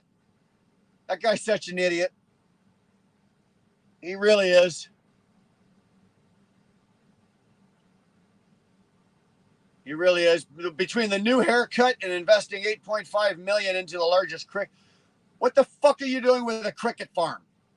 What are you feeding? Like, crickets are food for fucking what? Snakes, hamsters, fucking whatever. Iguanas, lizards. What the fuck are you doing with a cricket farm?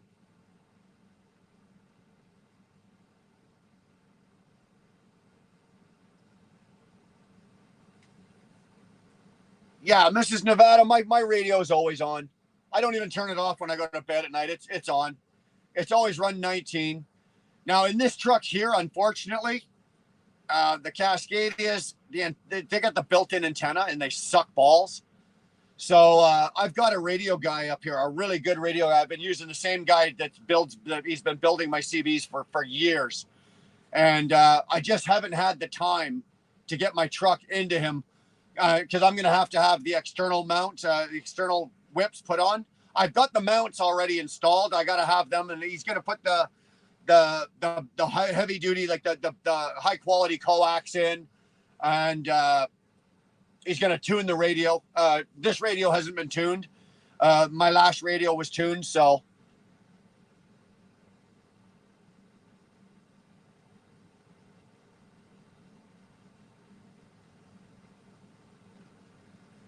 Yeah, exactly. Why am I funding crickets? That's a good question. $8.5 million for fucking crickets.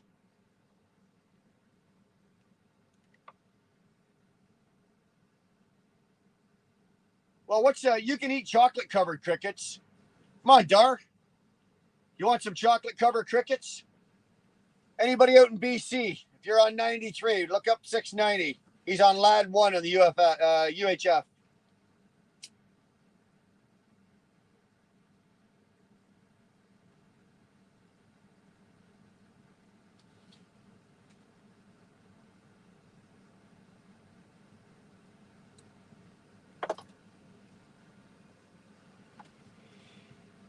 I've had chocolate covered crickets. I've had chocolate covered grasshoppers. I can't say that they were great. There's nothing great about them. But I'm not about to spend 8.5 million fucking dollars on them either.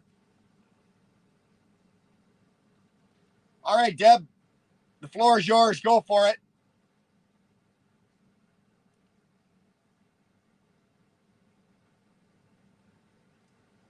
Don't tell me you fucking invested $8 million in crickets in North Carolina.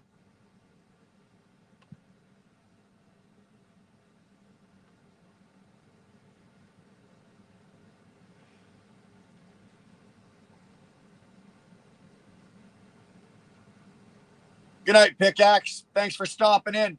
Hey, man, we're doing a live a week. I don't know where the hell I'm going to be, but like I said, we're not doing them on Saturday nights anymore for the summer, so it'll be somewhere around here. And unfortunately, I got to do them out of my truck. But speak up, man. It's always good to hear from you. Can CB radios tune into police frequencies? No. No, you need it for well, I don't know about the U.S., but a radio is a radio. You buy a Cobra radio in Canada, it's the same when you get in the States. In Canada, it's called a trunk. You need a trunk radio, and those are specific to grab certain frequencies. Now, I think with certain radios, I think you what were the old General Lees? You could split channels, and you could possibly get in on some of it, but you couldn't listen in completely. But for the most part, no, you can't. This must be a hell of a question, Deb. Are you still writing?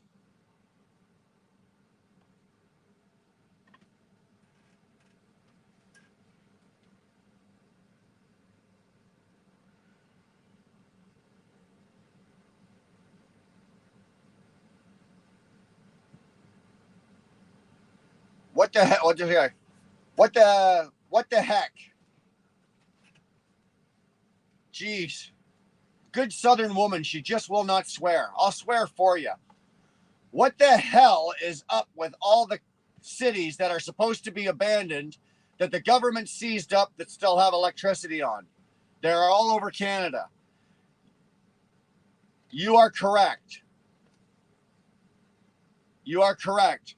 What do you think the Canadian government is going to do with those cities? There is a whole lot more to come on that. There is a whole lot more to come on that. I don't know, but I'm very interested. Being a Canadian, Wizard, you haven't heard of that? There's complete small towns that have been abandoned, and the government's bought it all up, and yet there's still power running to the town.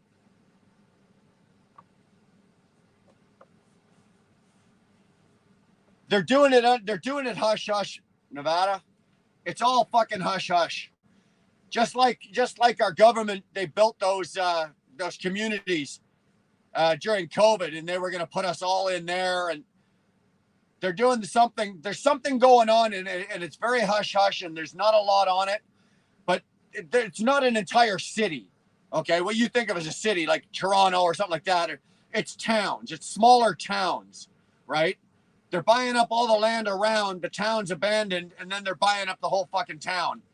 But yet they're not doing anything with it. They're not tearing the town down and making farmland out of it. They're not doing anything with it. And the power's still there. The lights are still on. Everything's still there.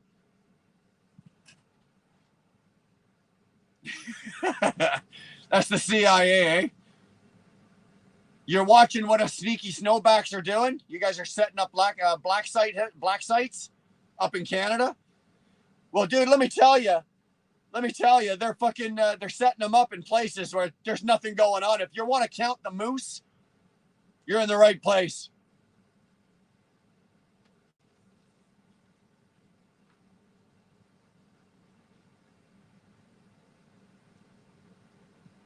Yeah, well, that's how they're getting around a lot of the stuff, Deb.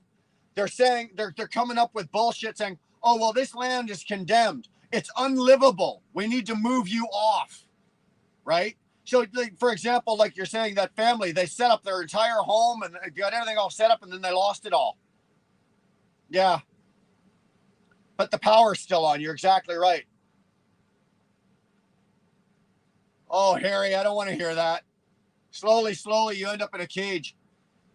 Dude, if Trudeau had his way right now, I'd be in a cage. We'd all be in a cage.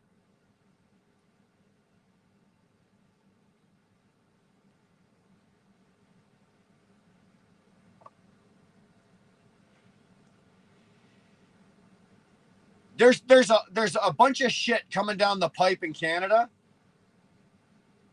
There really is. And the government is about to pull the big snafu, and we don't know what's coming yet. Somebody does, but we don't. Like, I don't know. We don't know. It's unfortunate. It really is. You know, I might be fucking coming down and getting a green card.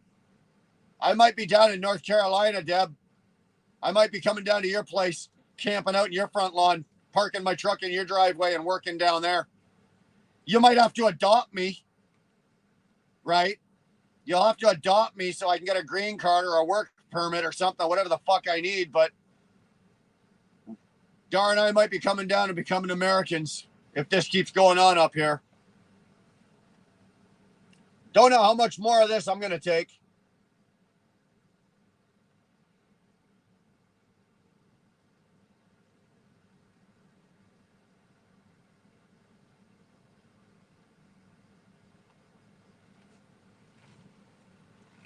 Well, thank you, Debbie.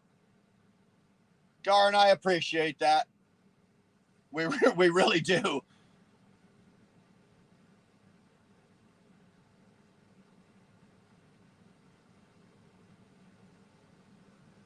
Pahrump, Nevada has a grow operation for sale.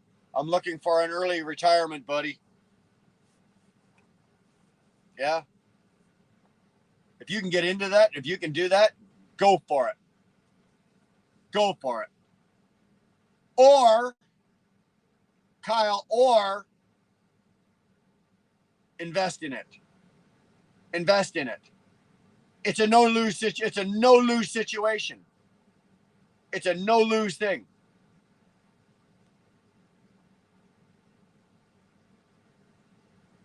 But run it through your corporation. Any purchases or anything you do with investments for something like that, run it through. I don't know. Well, I don't know if you're incorporated or not. So, but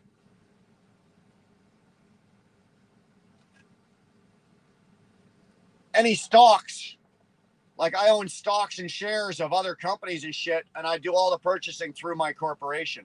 It's perfectly, I don't know in the States, but it's perfectly legal in Canada for one company to own shares of another company. So I do all of that, and I will be benefiting from the tax laws in Canada.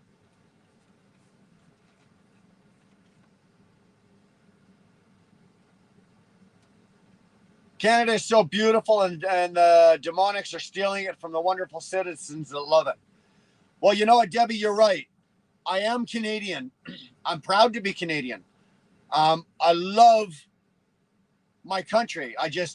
I'm struggling very hard with the direction that our leaders and the fucking leaders that are probably going to follow these leaders.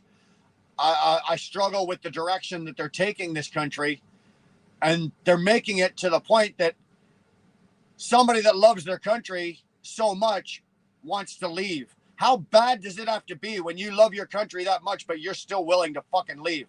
I'm still willing to pitch a tent on your fucking front lawn and park my truck in your driveway in North Carolina rather than live through this shit that we're about to go living, that we're living through right now, and we're going to be living through in the near future. What does that say? How bad is it when that's the case?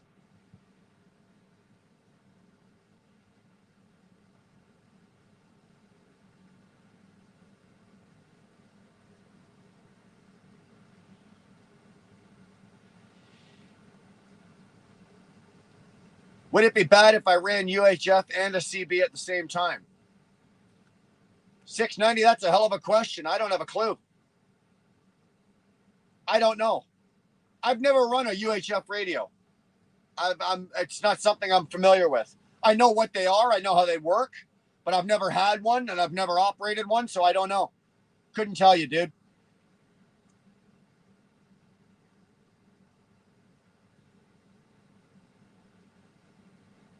Adrian, my CB radio is on also, and the new generation not using anymore. Yeah, I know. I do. They want us all packaged in cardboard boxes. Debbie, you're right. And that's where it's going. We're almost, oh, never mind, that's where we're going. We're almost there. We're almost there. Along along with their cricket. Well, that's what they're doing. That's probably they're buying up cricket farms. That's what they're going to feed us when they stick us in these communities. Don't worry. We'll give you $1,000 a month to live on. We'll feed you. We'll clothe you. We'll give you a place to live. Well, that's called communism. That's how they live in North Korea. That's how they live in China. That's how they live in communist countries. Canada is very slowly turning into a state country. I don't mean a U.S. state country. I mean a state-run country. Just like they have just like they have in China, or like I said, North Korea, or any of the communist countries are all state-run. Everything, property, everything is owned by the government. Everything is owned by the state. And they just let you use it and survive. There's no such thing as success. There's no capitalism. It's all socialism.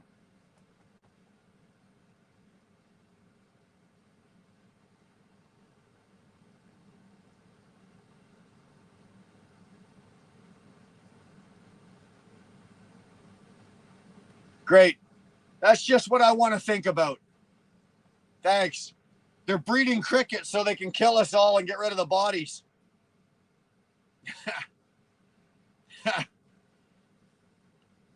The amount of fucking chemicals I put in my body, I don't even think a cricket would eat it.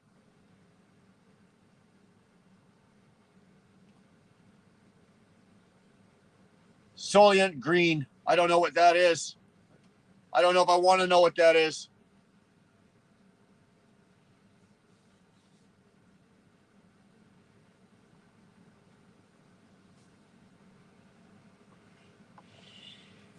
But what do you guys think for the U.S.? I was listening to Best the other night there. They were kind of talking about it, but then he went off on a rant about something else. Is Trump going to win the next election down there? Are you guys going back to a Republican country? A Republican government?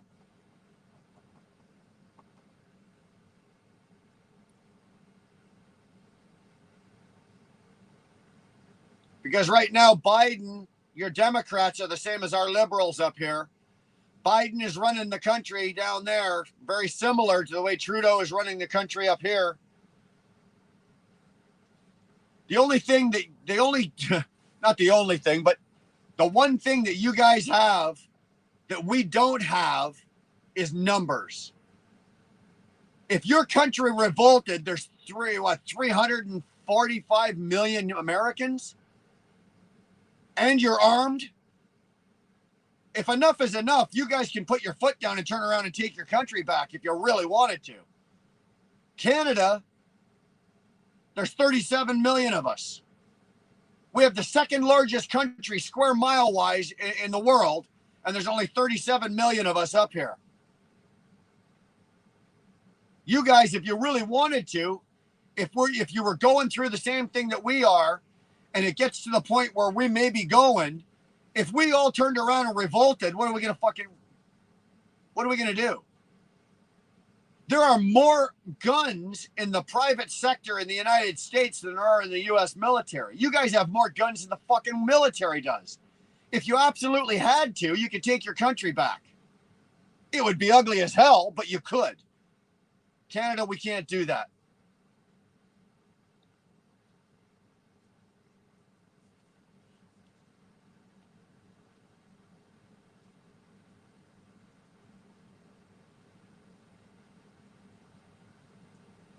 Brando is a puppet, but we still have the Second Amendment.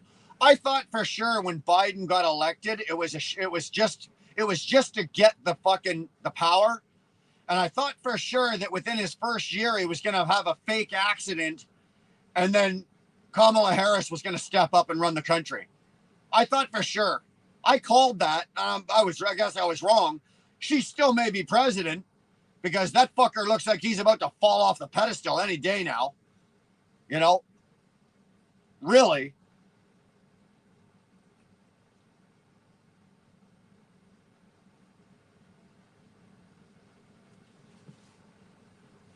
Trump are running, I hope so, but I almost feel our democratic aspect of our republic is lost. Yes, Kyle, very much so. Canada is we're beyond that. Like ours isn't almost lost. Ours is gone. Right? It really is. We live in a democratic country where there's no democracy. Right? That's an oxymoron, I think. We live in a democratic country where there's no democracy. The United States is not far behind.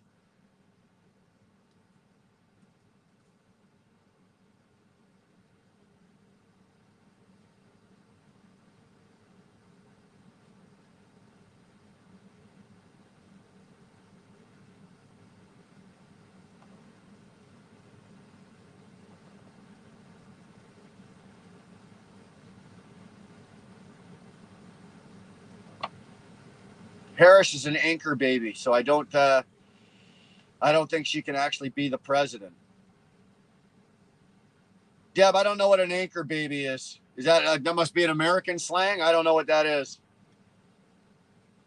Libertarian, limited government is the definition of centralist. Investing 8.5 million tax dollars to fund crickets is fascism. Wow. Wizard is in the house.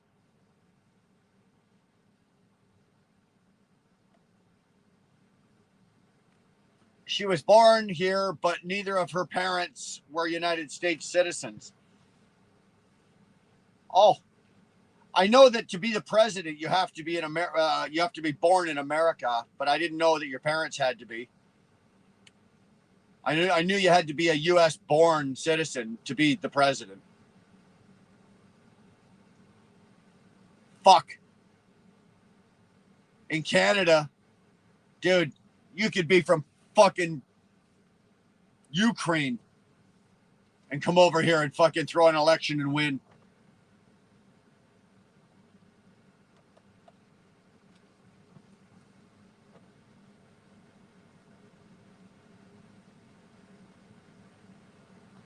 Well,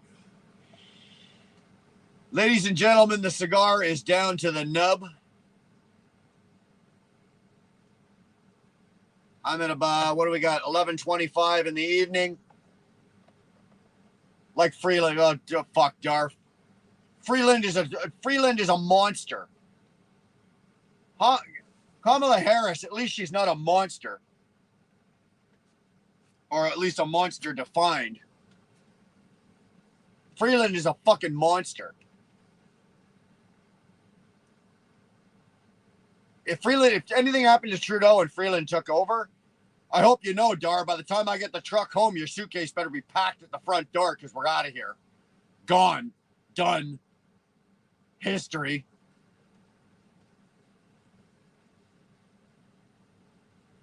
Okay, so at least one of your parents has to be born in the States. All right. Okay. I guess that's fair. Rules are rules. That's what it is. So I guess who would be third in command? If the president goes down and the vice president can't become president, who is that? The speaker? Good night, Kyle. Thanks for stopping in, bro. Good talking to you. Tell Mrs. Nevada we'll definitely wave at her as she goes by.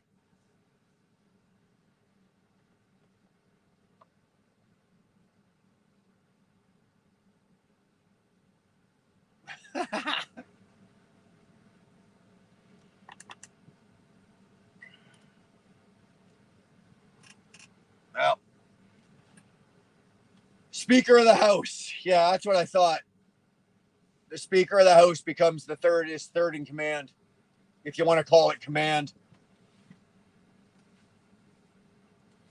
That sucks.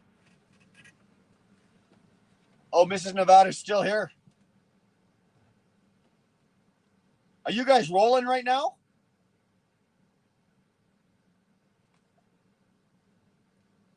Good night, Patty. I'll be up in about 7 hours. I'll shoot you a message. It's my buddy Pat over in Germany. Pat 2803. I talk to him on the phone every day, but I don't talk to him. And since we don't talk, we're not allowed to can't text and everything. So we use Messenger and we use voice clips. So that's how we talk. We'll talk back and forth for a couple of hours using voice clips. It's really kind of cool, actually. Cool. Who, your speaker is too drunk? Who's your speaker? What the hell's her name? Pelosi, isn't it? Nancy Pelosi is your speaker?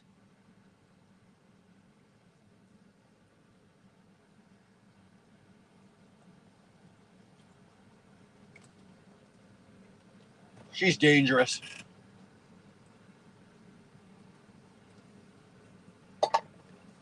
Yeah, it's way better than texting, eh, Wiz? It's way better than texting. You get to hear each other's voices. Yeah, you're not having a conversation like back and forth, but yeah, it's pretty cool. I enjoy it. It's fun. You get to hear the person's voice you're talking to. It's pretty cool. But like I said, guys, my cigar is done. I am done. It's 20 hours. It's 11:30. I'm gonna call it a night. Hold on. I do want to read that though. Hold on. No person except a natural born citizen or a citizen of the United States at the time of the adoption of the Constitution shall be eligible to the office of president. Neither shall any persons be. Okay. I guess that answers that question. Thanks, Kyle. I guess that means I can't be president, guys. Sorry. You guys are fucked. I was going to come down and kick it in for you, but not going to happen. But on that note, no president for Brian. I'm not going to be the prime minister. I'm not going into politics. I'm just going to drive my truck, take my wife on a journey, and try to enjoy myself and see what's left of my country. So, guys, I'm going to call it a night. You guys be good. And I don't know. We might actually, it's only Tuesday night. Maybe we might kick up another live, say Thursday or Friday or Thursday, see where I'm at Thursday. We might kick up another one, see what you guys are doing. So with that, we're going to say see you later.